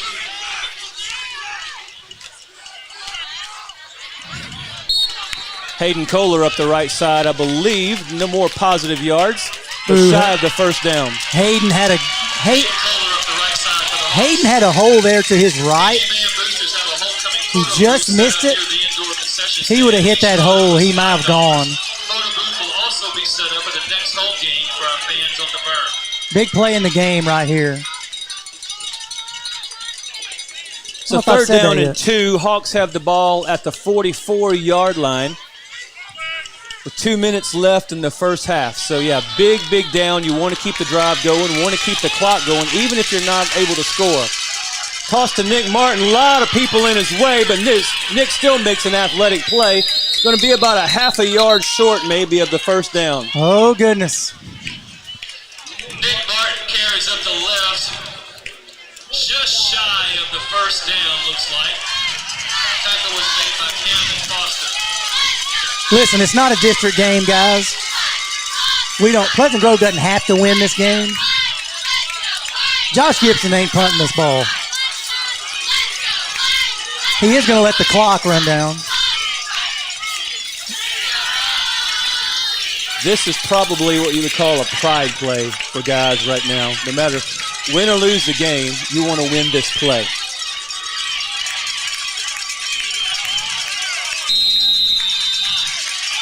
Gibson content to let the clock run down, the play clock run down, and take the flag. Now he may set up to punt.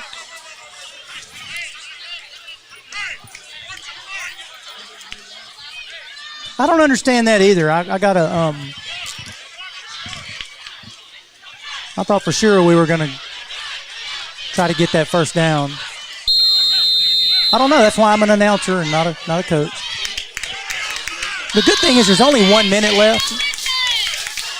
So Drew Mason goes back deep to punt for the Hawks.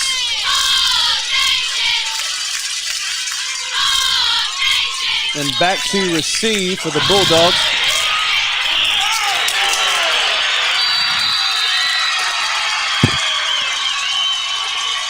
So everything that could go bad on that one did go bad for the Hawks. Bulldogs have the ball at the 22-yard line with about 56 seconds left in the first half. The last 2 plays were disastrous. Not getting the play off and having to take a penalty. And that's, guy, you never see that with a Gibson coach team.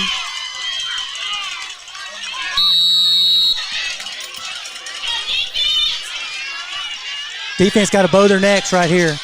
Carthage can score in a half a second. They got 56 seconds left to do it. And they're not going to abandon the run. Carthage has 1 timeout left.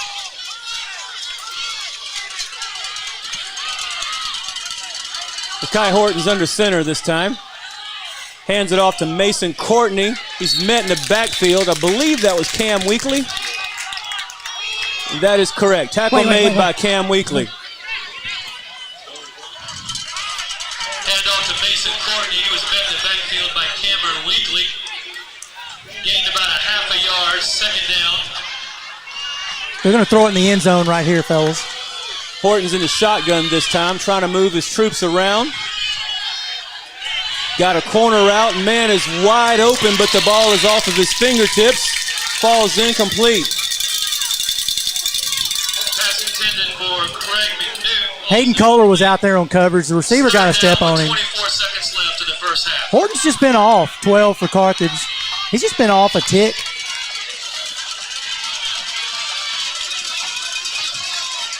Carthage still has one timeout left. With 24 seconds left in the first half. Horton looking to the sideline to get the play. Third down for the Bulldogs. Screenplay. Nothing but green in front of him. There is a flag on the play.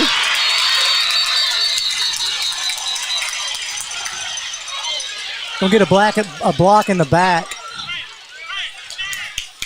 I think. Pass complete for the score, but there is a flag on the play. The last 2 years when we play Carthage, they get out on the goal line, they get inside the red zone. They run a trick play. They run a trick play, they run a reverse, they run a throwback pass. Holding is the call against the Bulldogs, so they take the loss of yards down over. 15 seconds left. They're going to take their shot at the end zone right here.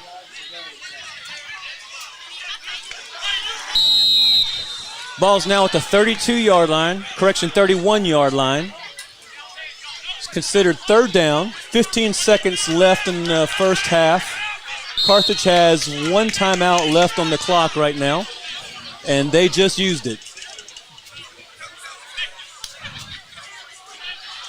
Timeout, Bulldogs. I don't see real well, Quinn, but I can see Scott Surratt on the other sideline giving it to the officials. I didn't see the penalty. I don't know if any of the guys up here, he did hold. I didn't see it.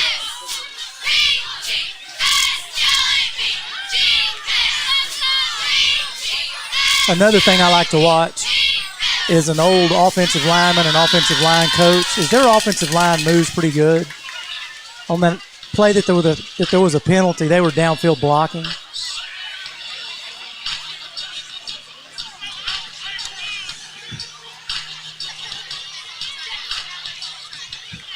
The Hawks can get through these next 15 seconds with no score going on the board. That's considered a big victory for them right now. Ball's at the 31-yard line, third down.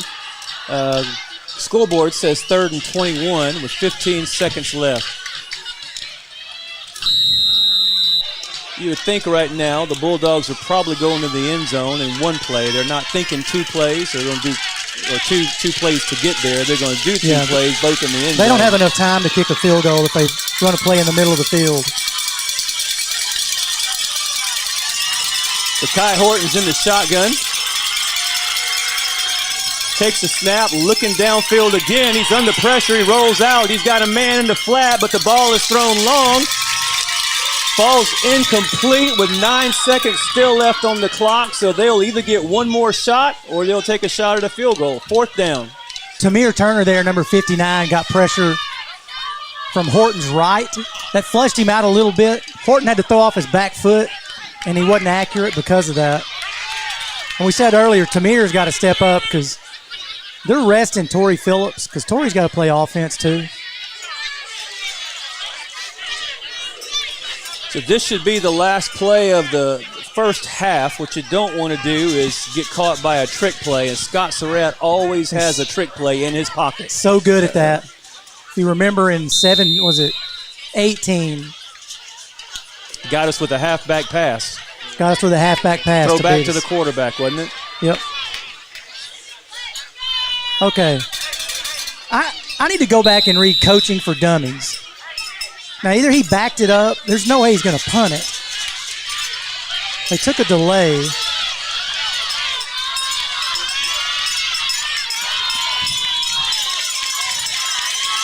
So the ball is now at the 36 with 9 seconds left in the first half.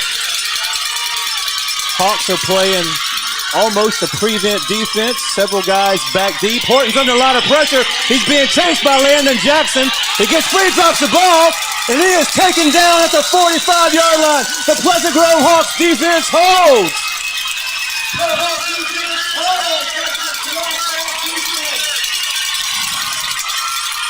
There is 1.1 seconds left on the clock if the Hawks just want to throw a Hail Mary and take a shot. And why in the world would you not? Oh, yeah, throw it. Hey, Quinn, they are mugging Landon Jackson. They can't block him. They were holding him. They hold him every play. Not every play. I shouldn't say that. The guy got away with a little hold there, but Landon beat him. Remember, he's an All-American. Okay, we have Landon out wide, Quinn. Landon has been lining up at practice some in the slot, so you wouldn't know because he's never done it in a game. But in practice, they've been doing that. R.J. Collins checked in the game. RJ, they say, fly. is one of the fastest kids in the entire athletic program. Give him the ball. Let's see what's going to happen. Give him the ball. We're holding. Chunk it.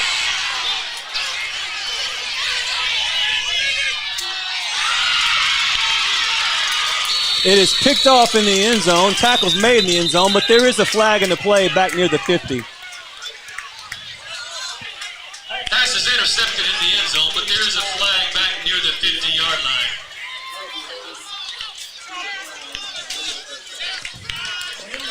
So that is a holding penalty. It is declined, and that is the end of the first half with the two heavyweights tied at 7 apiece. What a great first half by both teams. How about a hand for all these guys?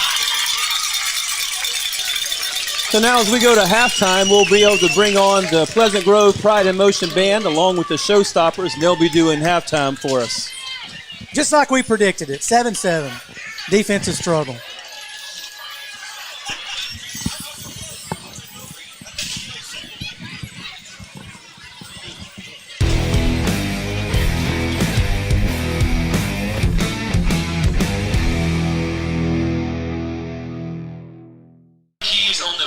Side, find a police officer on that side, and you can identify them. They are over there. So everybody check your pockets.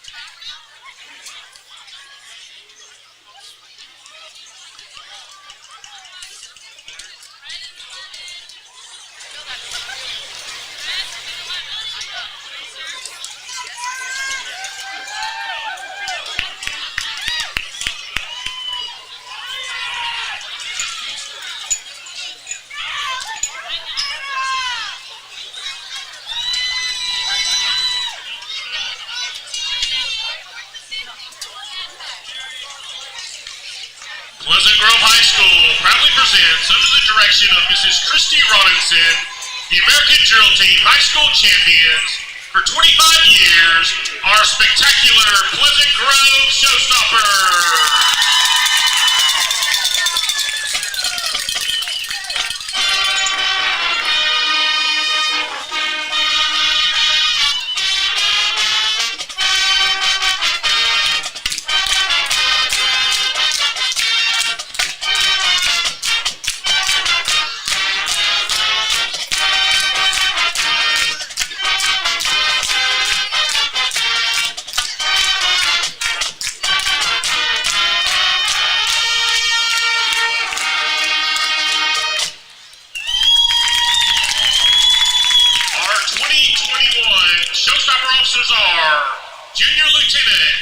Jane Burrows.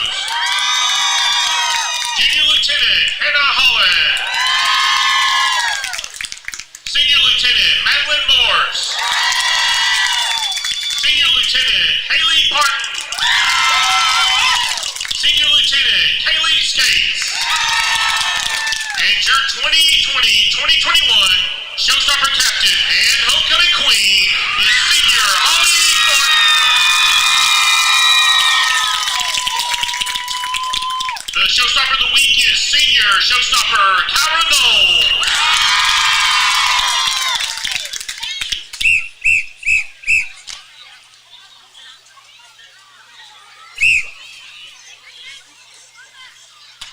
Tonight, the Showstoppers, the traditional homecoming kick routine to Bonanza.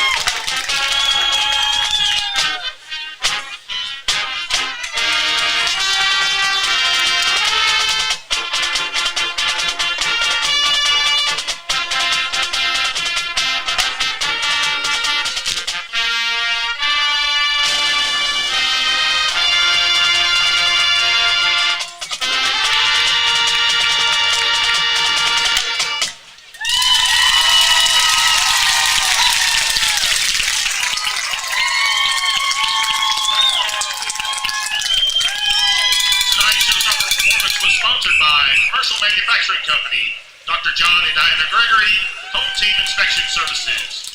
Thank you for your magnificent support. How about that, ladies and gentlemen? Great job, ladies. KSG.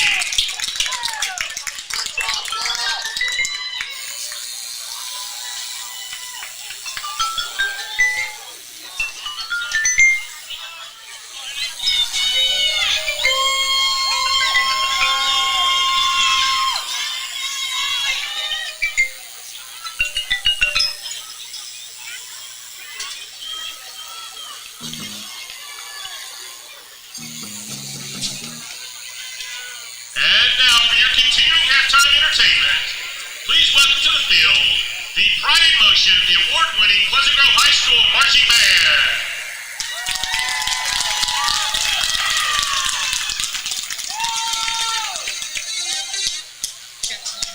Tonight, the Pride in Motion will perform two selections of their 2020 program, Spirit of the Radio. The Pride in Motion will perform The Spirit of the Radio by Rush and Turn Up the Radio by Autograph.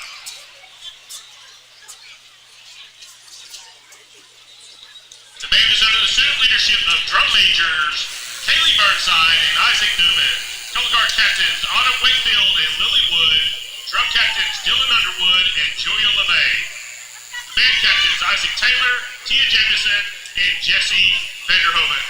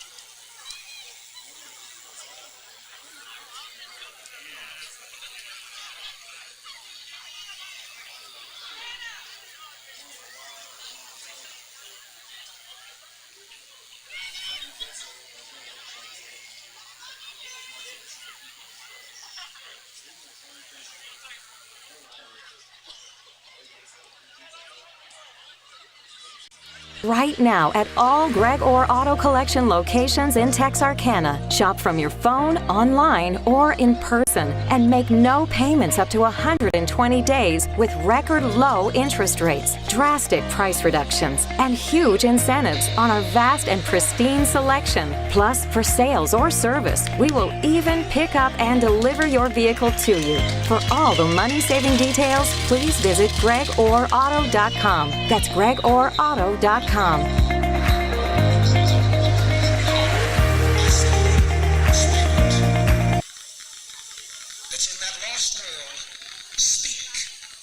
With an audible voice. Ladies and gentlemen, let's give it up for the Pride in Motion.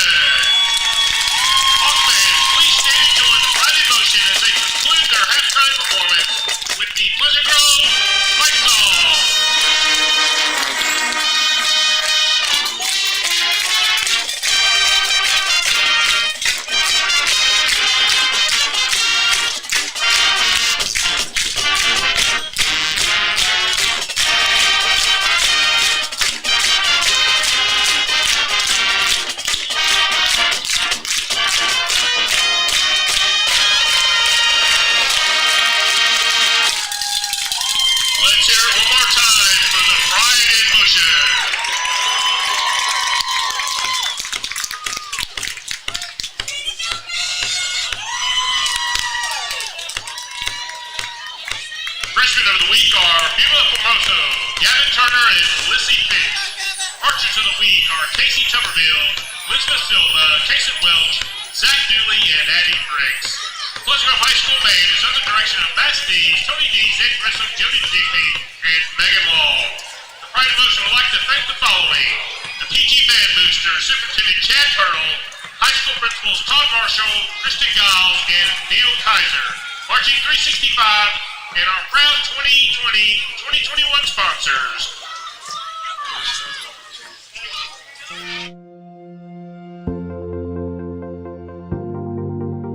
We are excited to announce here at Texarkana Emergency Center and Hospital that we have expanded our capabilities to better serve our community. As a hospital, we have the capability for inpatient services. After your outstanding emergency care, we can smoothly transition you into one of our new inpatient rooms that have telemetry monitors in every room to continue your concierge medicine care. While our patients continue receiving their care in their inpatient suites, we also make sure that your loved ones are taken care of with our outstanding facilities. Our added services include a procedure room and also the capability of MRIs. With our imaging, we are able to offer outpatient, inpatient, and emergency room, MRI, CT, ultrasound, and X-ray. We are honored by your support and look forward to serving all your future medical needs.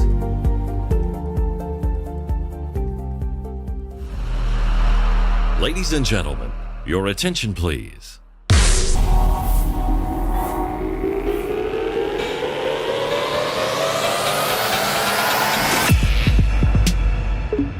Going for the ball every single point. Never giving up on any ball. Cross country going full tilt means pushing your body to its limits and past its limits to see what you're capable of, to see what your body can do. Here we go. Hit. Steer. Steer. Now rip him. Good, Tori. I'd like to get here, pal. We playing that work. Yes, sir. Volleyball always goes full tilt. It's a mind game, intensity, communication, and it doesn't hurt to have Coach Colvins. You better be ready for it. Hey, you better be ready for it. A strong work ethic takes pride in a job well done. This is the kind of person you need. Express Employment Professionals can help because we understand what it takes to hire good people. It takes real people, real interviews. We find good people, matching the right skills for the right jobs. Express knows jobs. Get to know Express. Go to expresspros.com to find a location near you.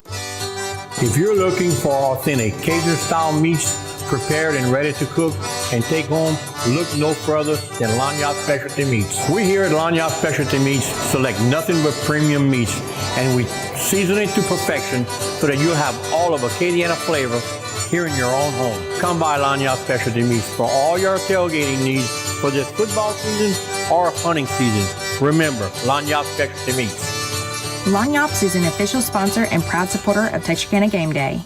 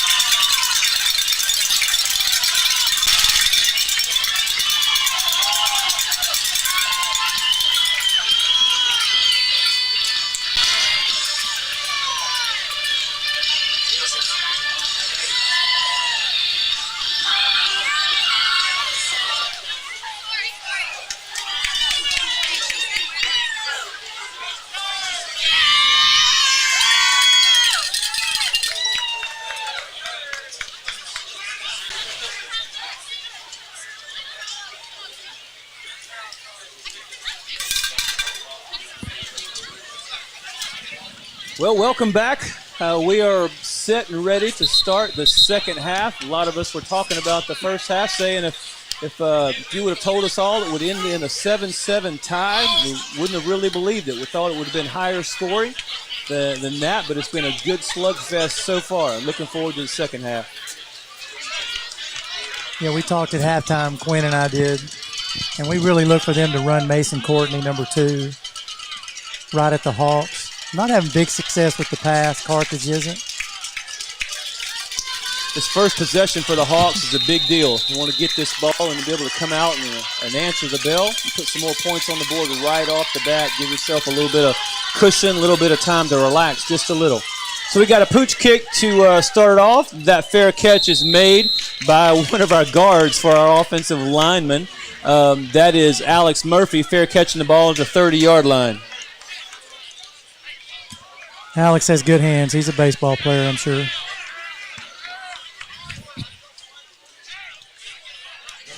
So Hawks take the ball for their first possession of the second half at the 29-yard line.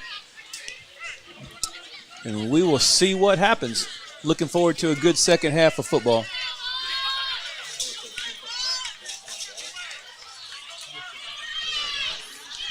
Hawks come straight to the line of scrimmage. No huddle to begin this drive. Woodside under center. Rolls out to his right to pass under pressure. Tucks the ball, still gets a positive yard out of it. Ball does come loose. And Carthage recovers right off the bat. Woodside's not getting up just yet.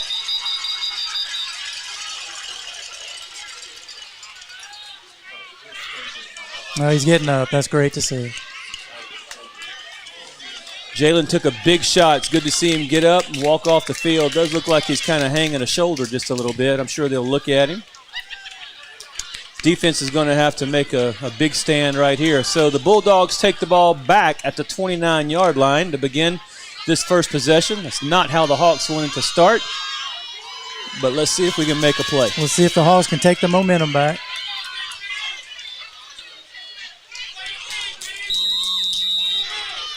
Bulldogs come to the line with no huddle. Kai Horton's in the shotgun. Mason Courtney in the backfield with him. Man goes in motion. Hand off to Mason Courtney. He's got lots of room up the left side. He's brought down by Nick Martin. Mason Courtney takes the handoff. He's brought down by Nick Martin. Quinn, I think they're going to do a steady dose of that. I would expect the same thing. Swing pass to the flat on the right side is completed to number 8, Cavante Brown Hoskins, and he's brought down by Reese Elrod. Picks up the first down for the Bulldogs. I think Reese has played a lot of defense this year. Good open field tackle. By Reese Elrod, first down for the Bulldogs. Hand off to Mason Courtney. Tries to get around the left side, but he is brought down by Corbin Shine. Gained a couple of yards on the play, second down. Mason Courtney takes the ball up the left side, tackled by Corbin Shine, second down for the Bulldogs.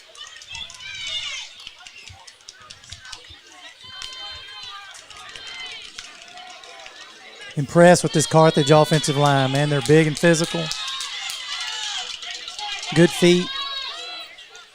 Horton under center this time. Motion right to left.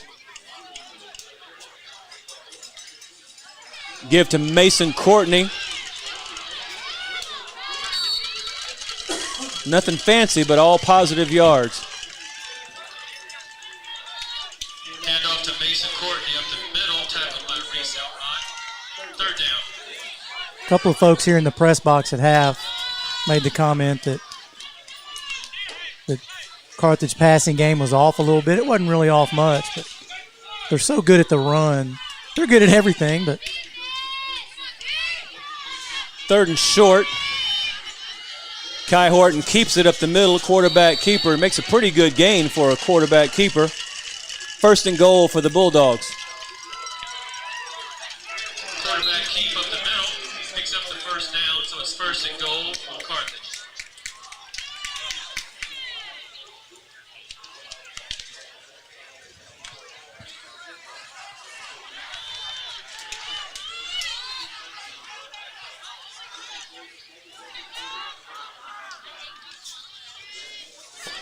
Hand off to Courtney once again. Takes it in for the Bulldogs score.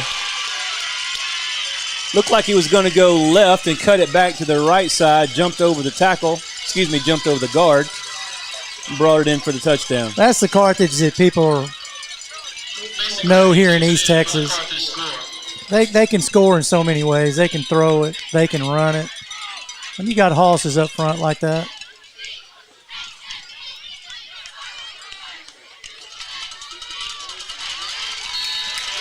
And the point after is good. So that happened pretty quickly. 9 minutes, 25 seconds left in the third quarter. And your score is now Carthage 14, Pleasant Grove 7.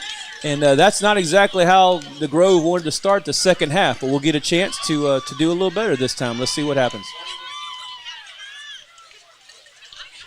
9 minutes, 25 seconds left in the third quarter. Carthage has 14, Pleasant Grove 7. You can see it on the Pleasant Grove sideline. Kids not as enthusiastic as the Hawks were going into halftime. That can all change. Hawks not going to go away from their game plan. It's only 14-7. Keep running the ball. Yeah, a lot of football left. Got to keep the energy level up, refocus a little bit. Be interesting to see how Woodside is. If he got shook up on the last play. I don't spot him on the sideline right now.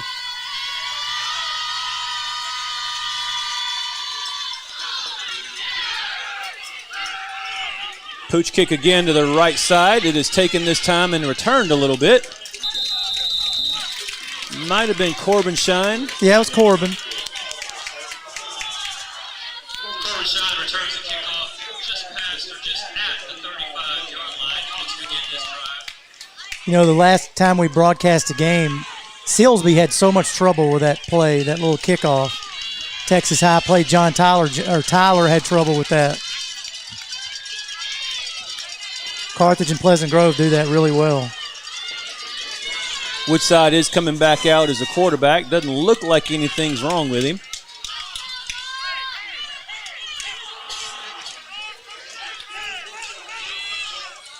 Woodside hands it off to Nick Martin. Goes up the middle, then bounces it back out to the left side to pick up about 2 yards.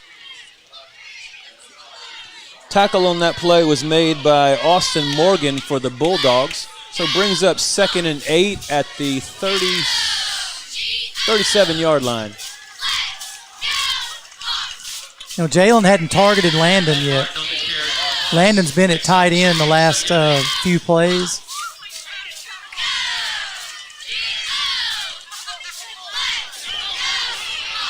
Logan Johnson around the right side. He's tripped up by number 14, Freddie Lynch, who made a shoestring tackle. Really good job on that outside coverage. Yeah, what a great tackle. Logan had the corner. Big third down here for the Hawks. Don't want to give it back to a red-hot Carthage.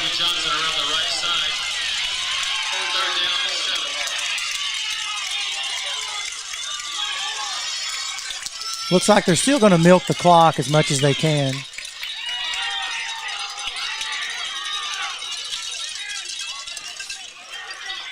Handoff once again. That went to number...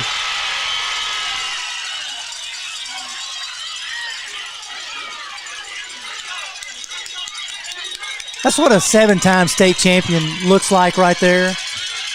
They probably got a good chewing at halftime. And they're out. They came out and hitting on all cylinders. Believe that handoff went to B.J. Rayfield. We've seen him in the backfield some before. Was no gain on the play. Hawks line up to punt. Drew Mason gets it away. Gets a Hawks roll. Ball checks up at about the 34-yard line. And the Bulldogs will take over. Punt checks up at the 34-yard line. Bulldogs take over.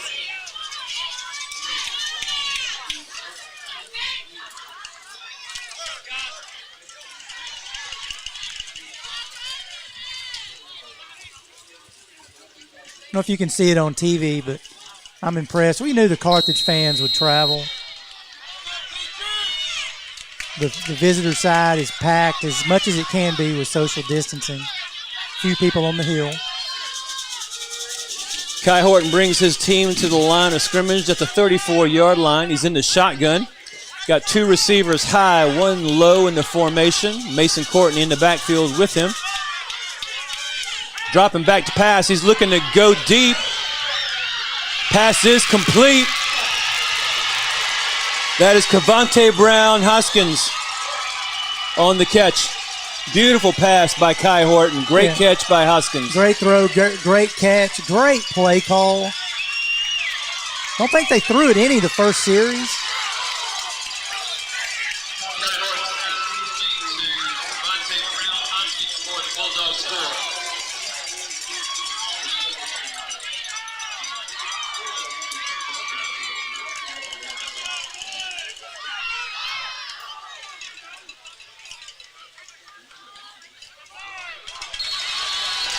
And the point after is good. So with 7 minutes and 20 seconds left in the third quarter, the Bulldogs are up by 2 scores right now, 21-7.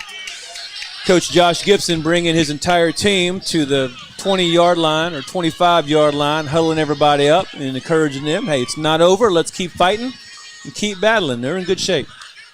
Hawk fans have seen this before. Coaches huddling up, the whole team. Keep fighting.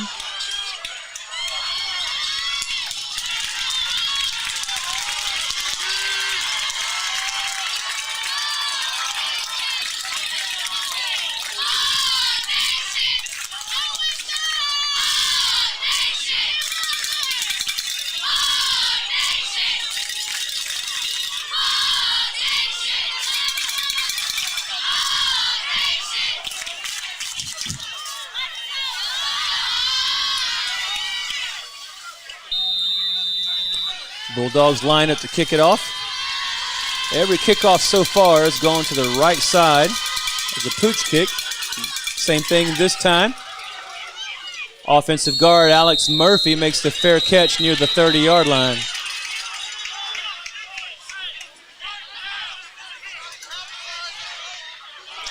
So Pleasant Grove takes over this drive officially at the 29-yard line is where they begin. Hawks really need to answer something right here. Got to have some points on the board to stay in it.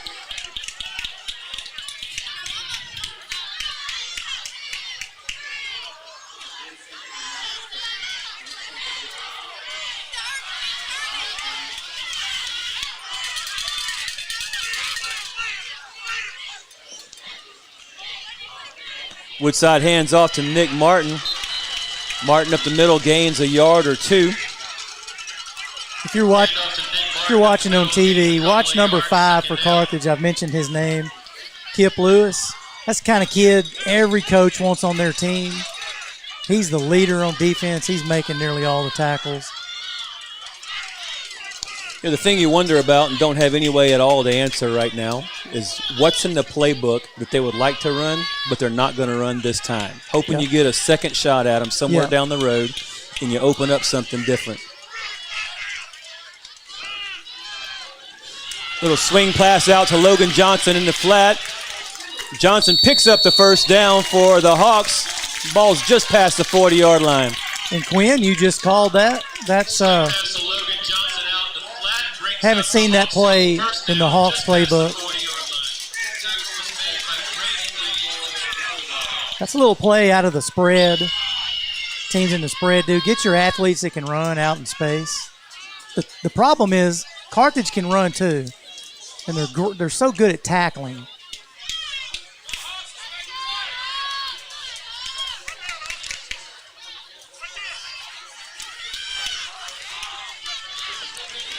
Woodside hands it off to Nick Martin. Once again, Martin's getting a yard or two when he touches the ball, but not breaking anything just yet. That tackle was made by Camden Foster for the Bulldogs. Gain of about 2, 2nd and 8.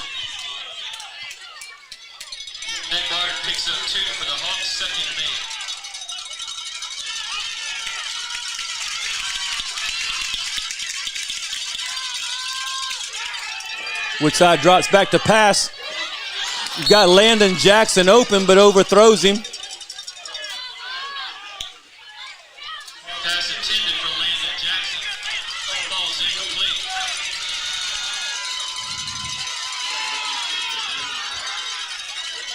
Yeah, Landon's hobbling off.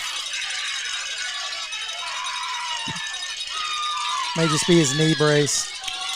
3rd down and 8 for the Hawks. This is a big play right here. You need to keep this drive going.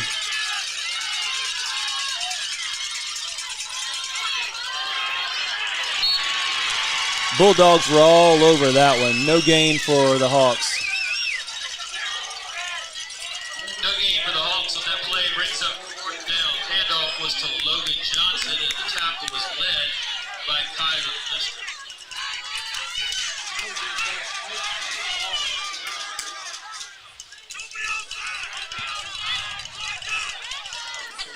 Drew Mason is back to punt. Good kick by Great Mason. kick. His fair catch called. Made just past the 20-yard line, about the 23 or so, 24. Fair catch made to the 24-yard line. Bulldogs begin possession with 4 minutes and 59 seconds left in the 3rd quarter. Pleasant Grove's got to do something to take back momentum. Just gamble, blitz, come after the quarterback. Got to do something to flip the field, to get a turnover. Can't let Carthage just march down the field. This quarter's going much slower than the second quarter did.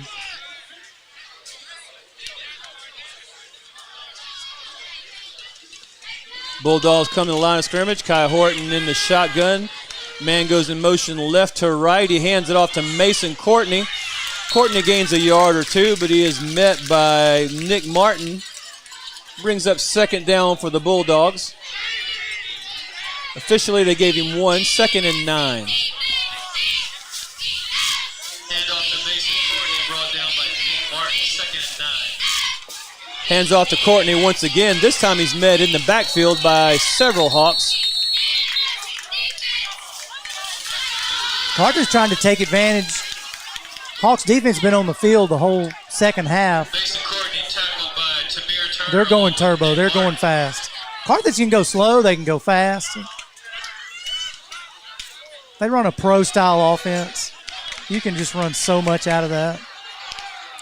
Loss of a yard officially on the play. It's 3rd and 10. Ball's just inside the 25-yard line. Horton in the shotgun again. Courtney in the backfield with him.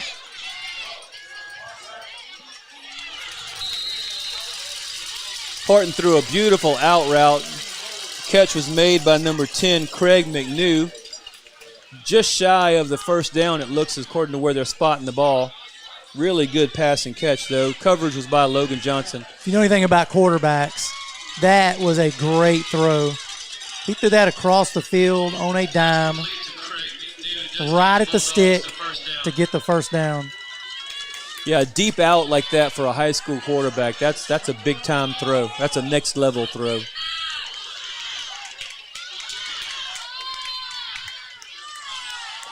Pass into the flat. Really good coverage by the Hawks defense. Everybody swarming to the ball. That pass went to number 13, Braden Wade.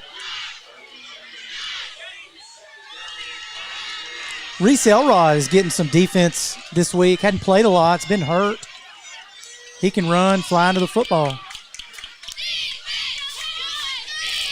Hand off to Courtney again. He's got lots of room this time, and he's got the wheels to go. Picks up the 1st down. He's marked down between the 45 and 40. Correction, 45 and 50.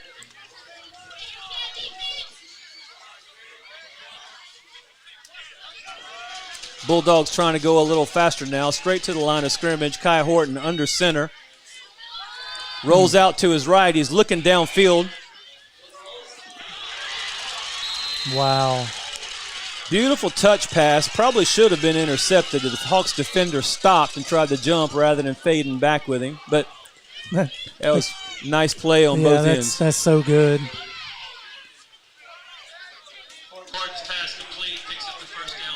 His original receiver was covered. He made the adjustment. Man, what a great play.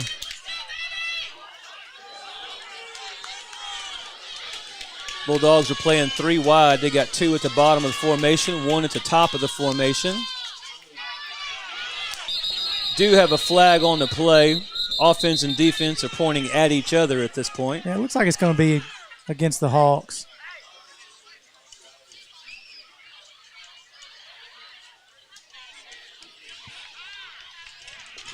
It is called against Pleasant Grove. Offsides called against Pleasant Grove.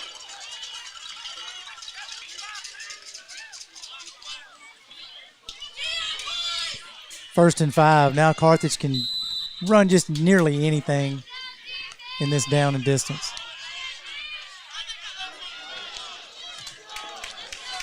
Bulldogs are in the same formation as they were last time.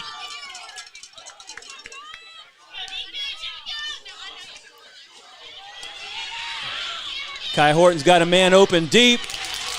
Good defense from the Hawks. That was Corbin Shine on the defensive coverage. Not sure who the receiver was. Corbin Shine on the coverage for the Hawks. Good adjustment by 8, Corbin Shine. Landon Jackson almost got there. That's what's good about Kai Horton. He can feel Landon coming. He gets rid of it just in time. 2nd down and 5 for Carthage.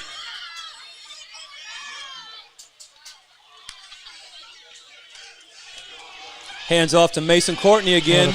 Courtney's just got great feet and breaks away from everybody. Good speed, takes it in for the Carthage score. Mason Courtney takes it in for the Carthage score. This is the Carthage, Quinn, that we were expecting to see. Carthage has always been bad. They've always had great running backs. Keontae Ingram is the starter at Texas right now. We remember him. This Horton kid, not as good as Keontae Ingram, but he's going to play on the next level. What a stud.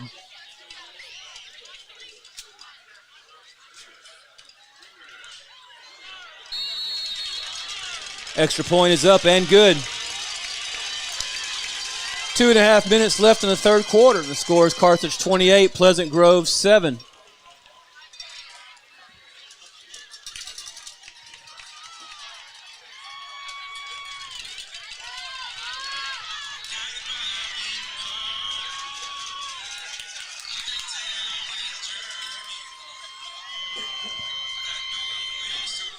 Certainly a pride game for Pleasant Grove. They would love to win it, want to be successful in it, but Coach Gibson doesn't want to let them hang their heads right now and feel like they're out of it either. The hope would be that we'd see these guys again later on when Pleasant Grove is completely healthy and all of our guys are back. You see the coaches on the sideline trying to say, hey, keep playing. Yeah, if you don't know, Carthage is in Region 3. In the last 3 years, Pleasant Grove has met up with Region 3 and 4 in the state championship game. So Carthage, if we ever see them again, it would be in Jerry's world.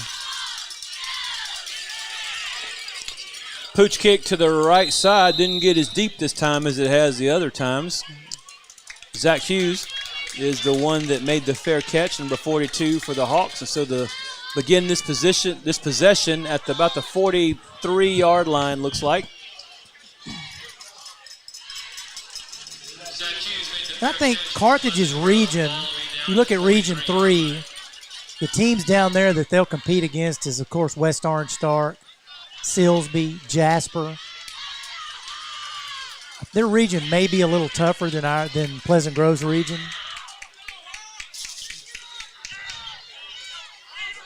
Hawks come straight to the line of scrimmage. Logan Johnson goes in motion. Jalen Woodside's looking to throw. He pitches it out to the flat. 3 white jerseys out there to meet Logan Johnson. All of that, and it's a gain about 2 yards. Logan Johnson catches the ball in the flat, gains about 2 yards. That's a play against a lesser team. Logan's going to get big yards on that play. Logan's coming off hobbled a little bit.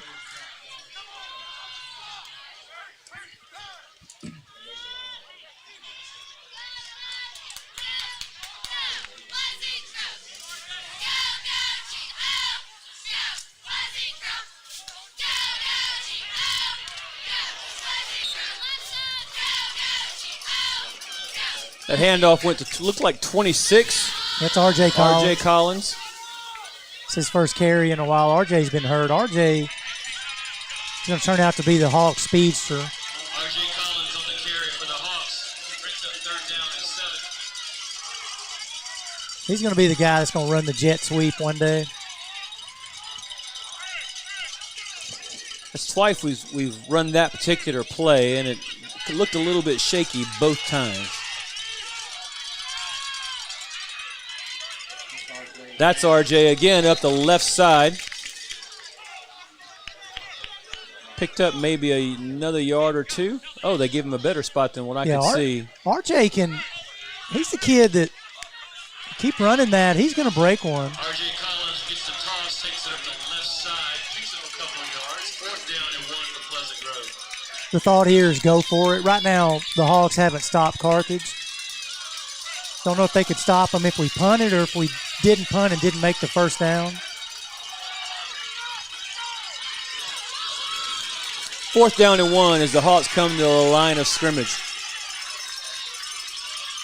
Woodside rolls out. He's got Nick Martin wide open, and Nick picks up the 1st down. Woodside's pass complete to Nick Martin, picks up the Hawks' 1st down.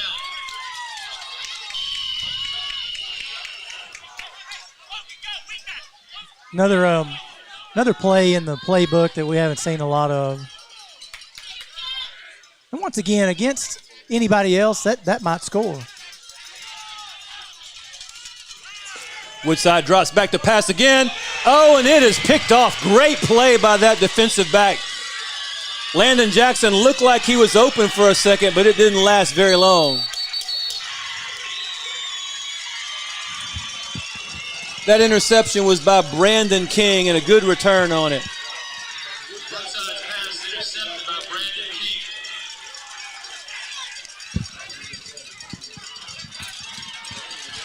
Yeah, that was a great play call. Landon was open.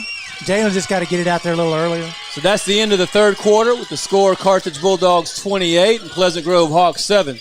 One more quarter to play.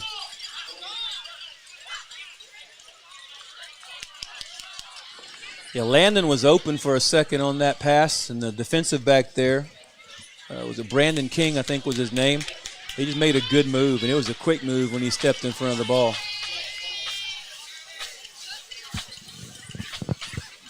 I don't really know that Carthage has a weakness. Man, they're so fast on defense. They're not huge at the linebacker and the corners. But man, are they well coached.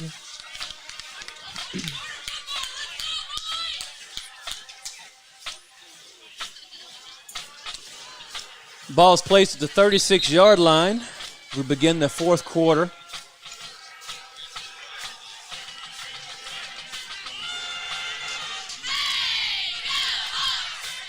Bulldogs come straight to the line of scrimmage.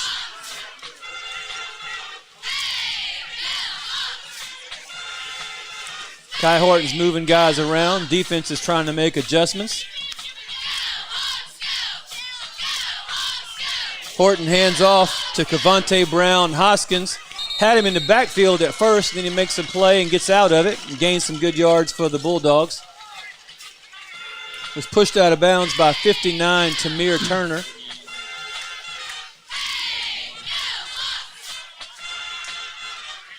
That's the play the Hawks made in the first half. Hadn't made it yet in the second half. Carthage hasn't had any 3rd and longs. Had several in the first half.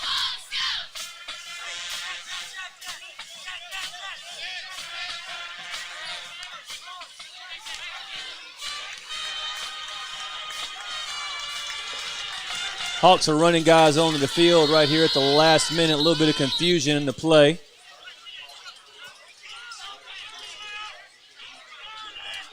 I think what they're talking about is, I don't know if Carthage substituted, but Pleasant Grove did. If you substitute on offense, you got to give the defense time to substitute. I'm not sure if Carthage did. Quarterback was pointing at the play clock. I think they called a timeout in light of what the play clock was.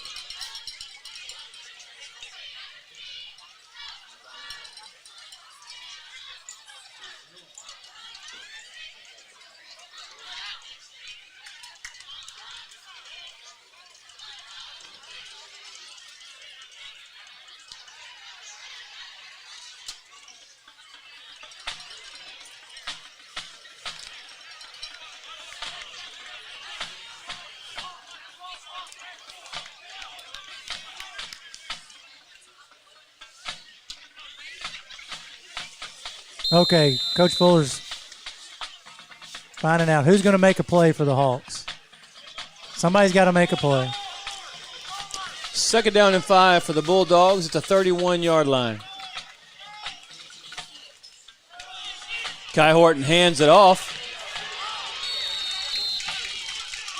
Believe that was Nick Stewart up the middle, picks up big yards for the Bulldogs. He's brought down by Corbin Shine. 1st down. They go straight to the line of scrimmage again, trying to gas the defense.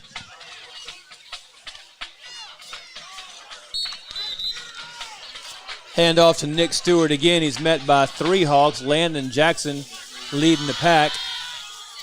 Can't get lulled to sleep if you're Pleasant Grove with the run. Nick Stewart on the carry for the Bulldogs, tackled by 3. Scott Surratt will do that. And then next couple of plays, they're going to throw it in the end zone.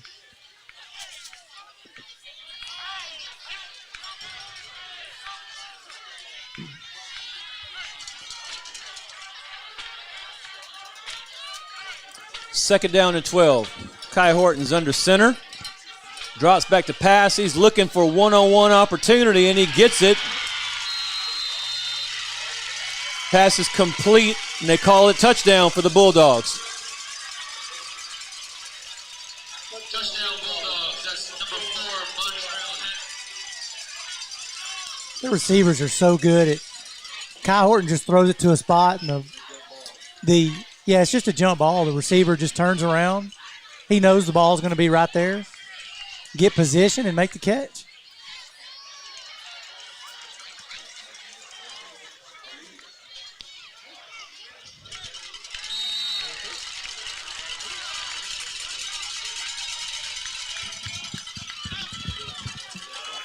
Point after is good, so we're at 10 minutes and 10 seconds left in the 4th quarter.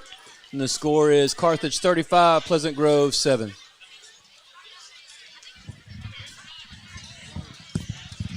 Yeah, we remember this from last year. Last year it was 14-14 going into the 4th quarter. And then lightning struck and Carthage reeled off several touchdowns.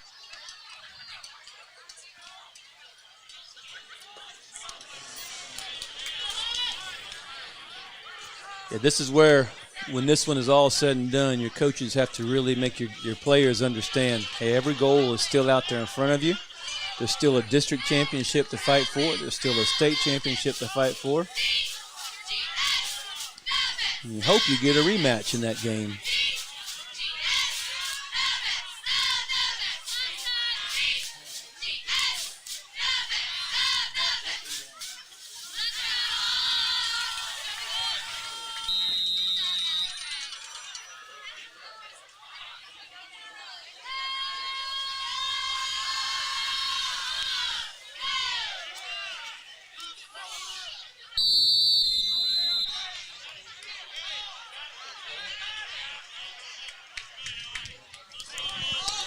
Fair catch was made for the Hawks by 7 Gage Stivers. So the Hawks take the ball at the 42-yard line to begin this drive with 10 minutes and 8 seconds left in the game.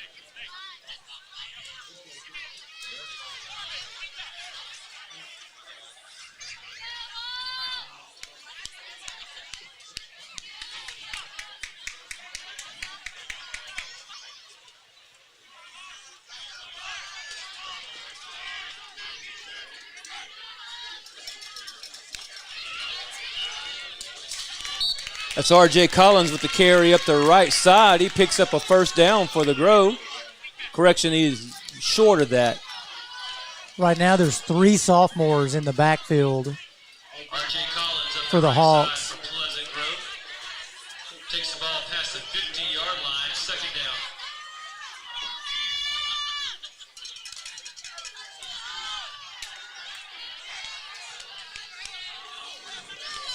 Woodside hands it off. I believe that's Collins again. Collins is a young man they've spoken highly about the entire time he's been at Pleasant Grove, waiting on an opportunity to use him. He's had a hurt, I believe it's been a hip yeah, pointer or something like that. Little hip issues. And RJ one day is probably going to play corner for the Hawks. He's really athletic, fast, and he's just a sophomore. We got to remember that. And Ahmad Hicks is in there also. I believe he's a sophomore. And Reese Elrod. Hand off to R.J. Collins once again. 3 carries in a row for Collins. And R.J. will stick his nose in there. He's not scared to run. Picks up a couple of yards, second down and 8.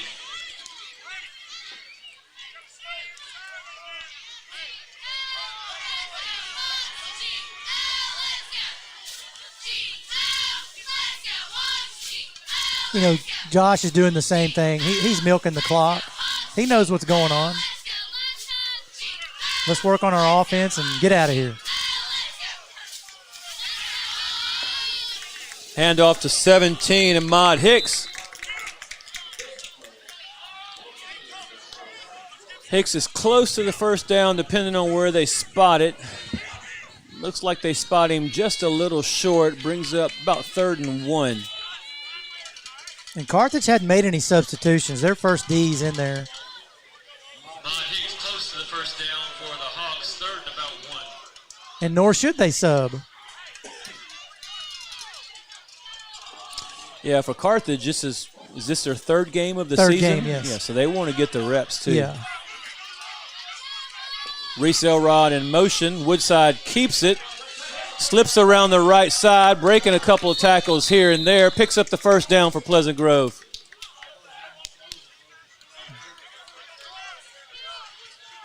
Jalen Woodside keeps it up the right side, picks up the first Jalen's really taking some hits tonight. I don't think he's taken this many hits all year. Just got to get a little lower, Jalen. Can't run through that gap standing straight up. Sam Bradshaw ran into play. We haven't seen as much of Sam tonight as we have in other games. They're looking at him, though, right there, and pass is very short.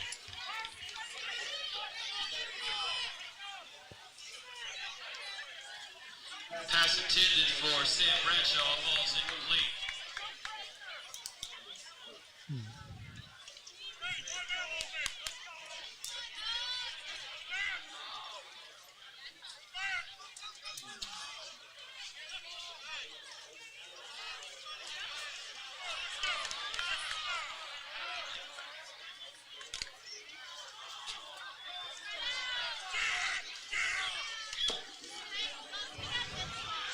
Woodside gives it to Reese Elrod. He's trying to find some room and can't find any open space at all. He's brought down in the backfield for a loss. Yeah, Reese doesn't have a lot of varsity experience on that play right there. You just got to find a little space and get what you can. If I said that number 5 is any good for Carthage, he could play for me any day. You can tell he loves to play this game. Third down for the Grove. Elrod in motion. Woodside drops back to pass. He can't find anybody, so he takes off.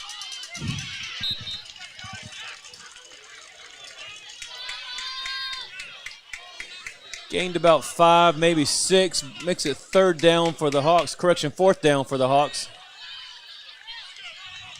Jalen Woodside keeps it up the right side. He's brought down by Austin. Morgan brings up fourth down for Pleasant Grove. I mean, it's pretty obvious that Pleasant Grove has not seen team speed like this. Argyle was not this fast. Argyle was physical and great tacklers, but they weren't this fast.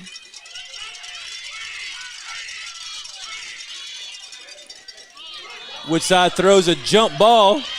It is picked off, I believe, about the 3-yard line.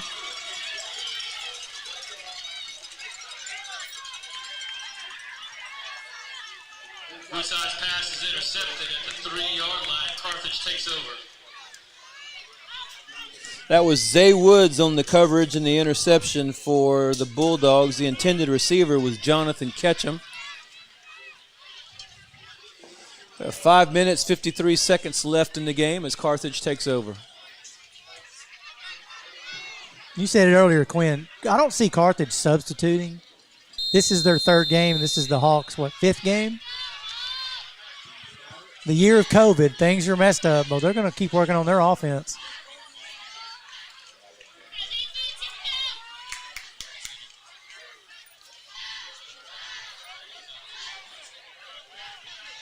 Watch for the throw here.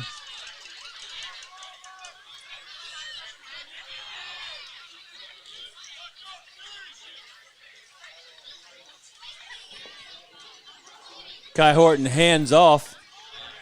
I believe that was Nick Stewart again. Takes it up the left side. Cam Weekly getting up kind of slow for the Grove. If you've noticed, the Hawks' best corner, Quinn Bingham, is injured. Not sure when Quinn will be back. And Logan Johnson, who's I don't think has ever played corner, had a really good game. He's out there. Hawks are a little depleted in the secondary.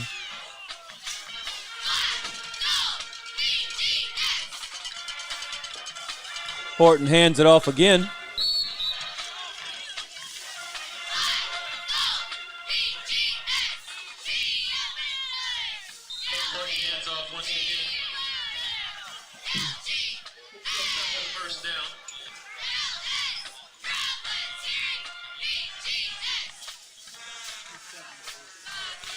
See 74 Cam Weekly hobbling off the field a little bit.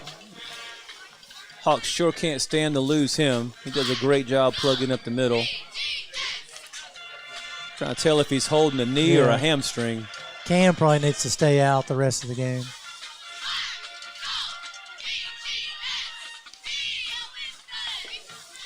Horton makes the toss, a big stick coming up in the hole.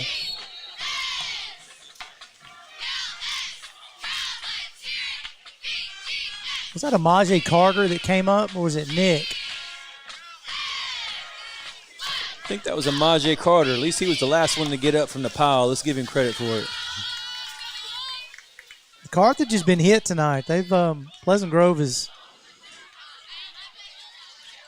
of course not scared to tackle.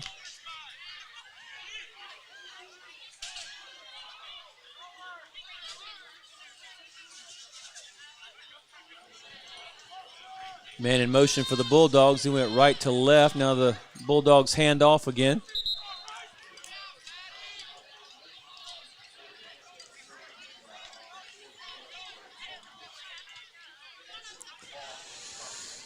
So went to Nick Stewart, and the tackle was made by Gage Stivers. Brings up about 3rd and 5 with 3.5 minutes left in the game. Bulldogs were content to let the clock run and drain it on down, keep everybody as healthy as possible. One of the good things about when the Hawks and the Bulldogs play, even though we've not beat them at this point, there's a lot of respect between the two teams, the two coaches, the two communities. It's a match you enjoy watching because you know it's going to be done with class and excellence on both sides. Pleasant Grove wants to be Carthage. And Pleasant Grove's on the way. They're, of course, not near there yet. And when realignment came out and Carthage dropped down, we knew this was going to happen. And let's remind folks, Pleasant Grove district is about to start, and we all know who the best teams in district are, and that's going to be Pleasant Grove and Gilmer. Liberty Ilo is on a bounce-back year. They're going to be tough to beat. And then outside of district, you got to look down the road at who PG might run into again. Sunnyvale was really good. In the West region, you've got Graham, you've got Salina. And the road, of course, is not going to be easy for Pleasant Grove, but there's a really good chance that the Hawks see Carthage again in Jerry World, if we do play in Jerry World for the state championship.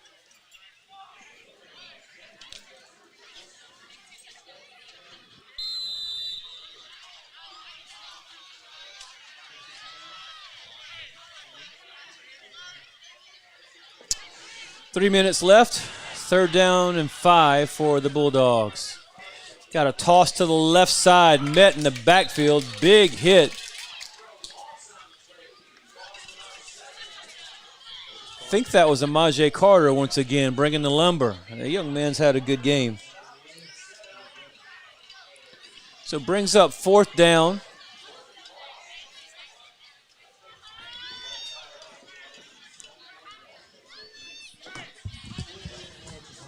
It's 4th down for the Bulldogs. Right now they're still in the huddle, letting the clock run down as much as they can. They'll probably call a timeout when it gets near the end and then make a decision on what they're going to do.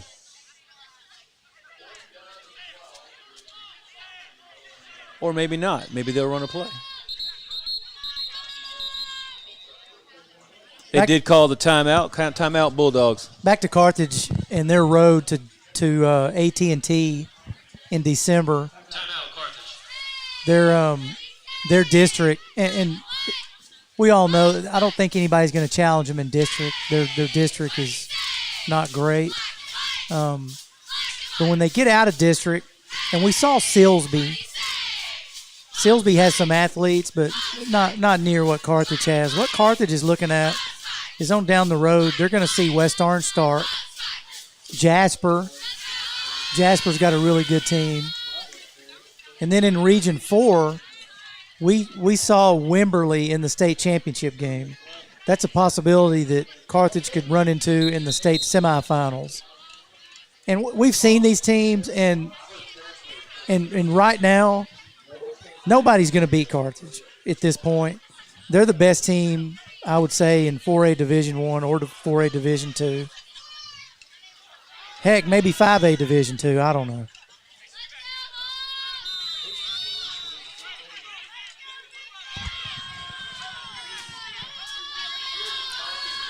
Bulldogs come out to punt.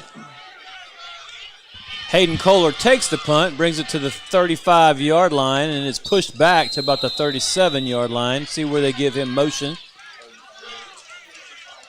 Tackle was made by 81 Anthony Riggins. Hayden Kohler takes the punt for the Hawks. It's tackled by Anthony Riggins for Carthage.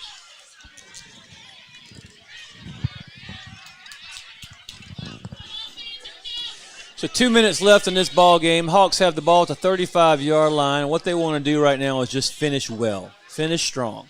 Whatever we do, do it well. Keep everybody healthy, and let's move on.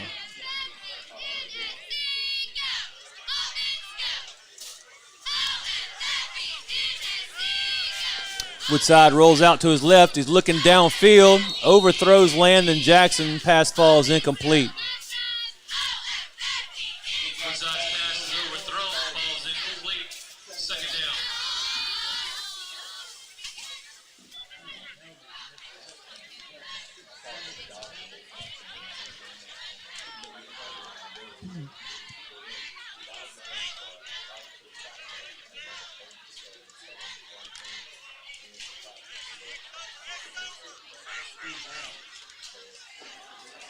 Hand off to Hayden Kohler. He breaks a tackle up the middle. Still fighting for yards.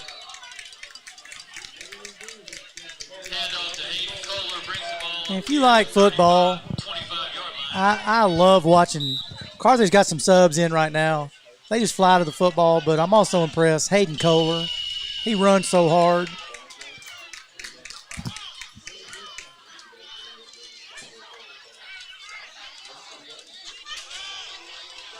Hayden Kohler once again up the left side.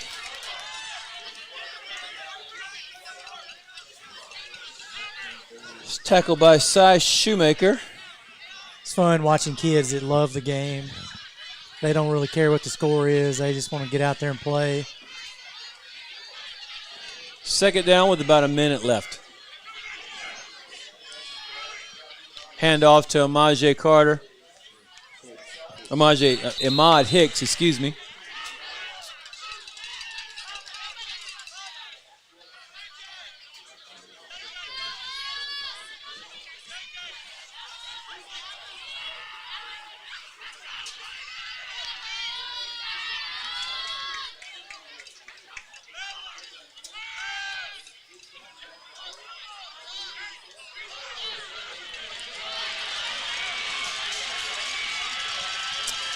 So Woodside throws a jump ball into the end zone. It gets picked off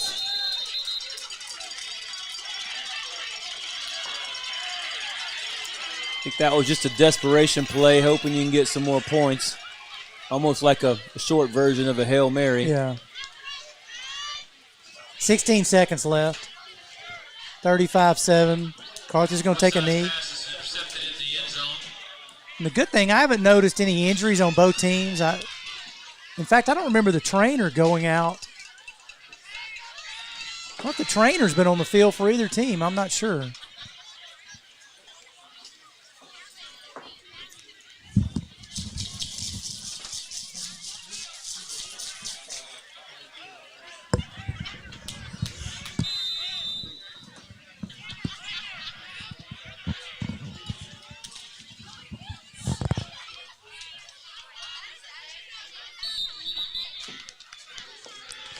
So Carthage takes a knee, and 10 seconds left on the clock as that runs out, and that'll conclude this heavyweight matchup tonight. So Carthage Bulldogs 35, Pleasant Grove Hawks 7. Again, not a district game for either team, and they will both move into district. Both have a hopes of seeing each other once again at AT&T and Jerry World. So we appreciate you tuning in with us tonight, watching and listening on behalf of Texarkana Game Day. Appreciate you guys subscribing to the YouTube channel and participating all over the country. What we've heard, we've had people from all over the place that tuned in tonight. So thank you for that, and hope you will join us again next time.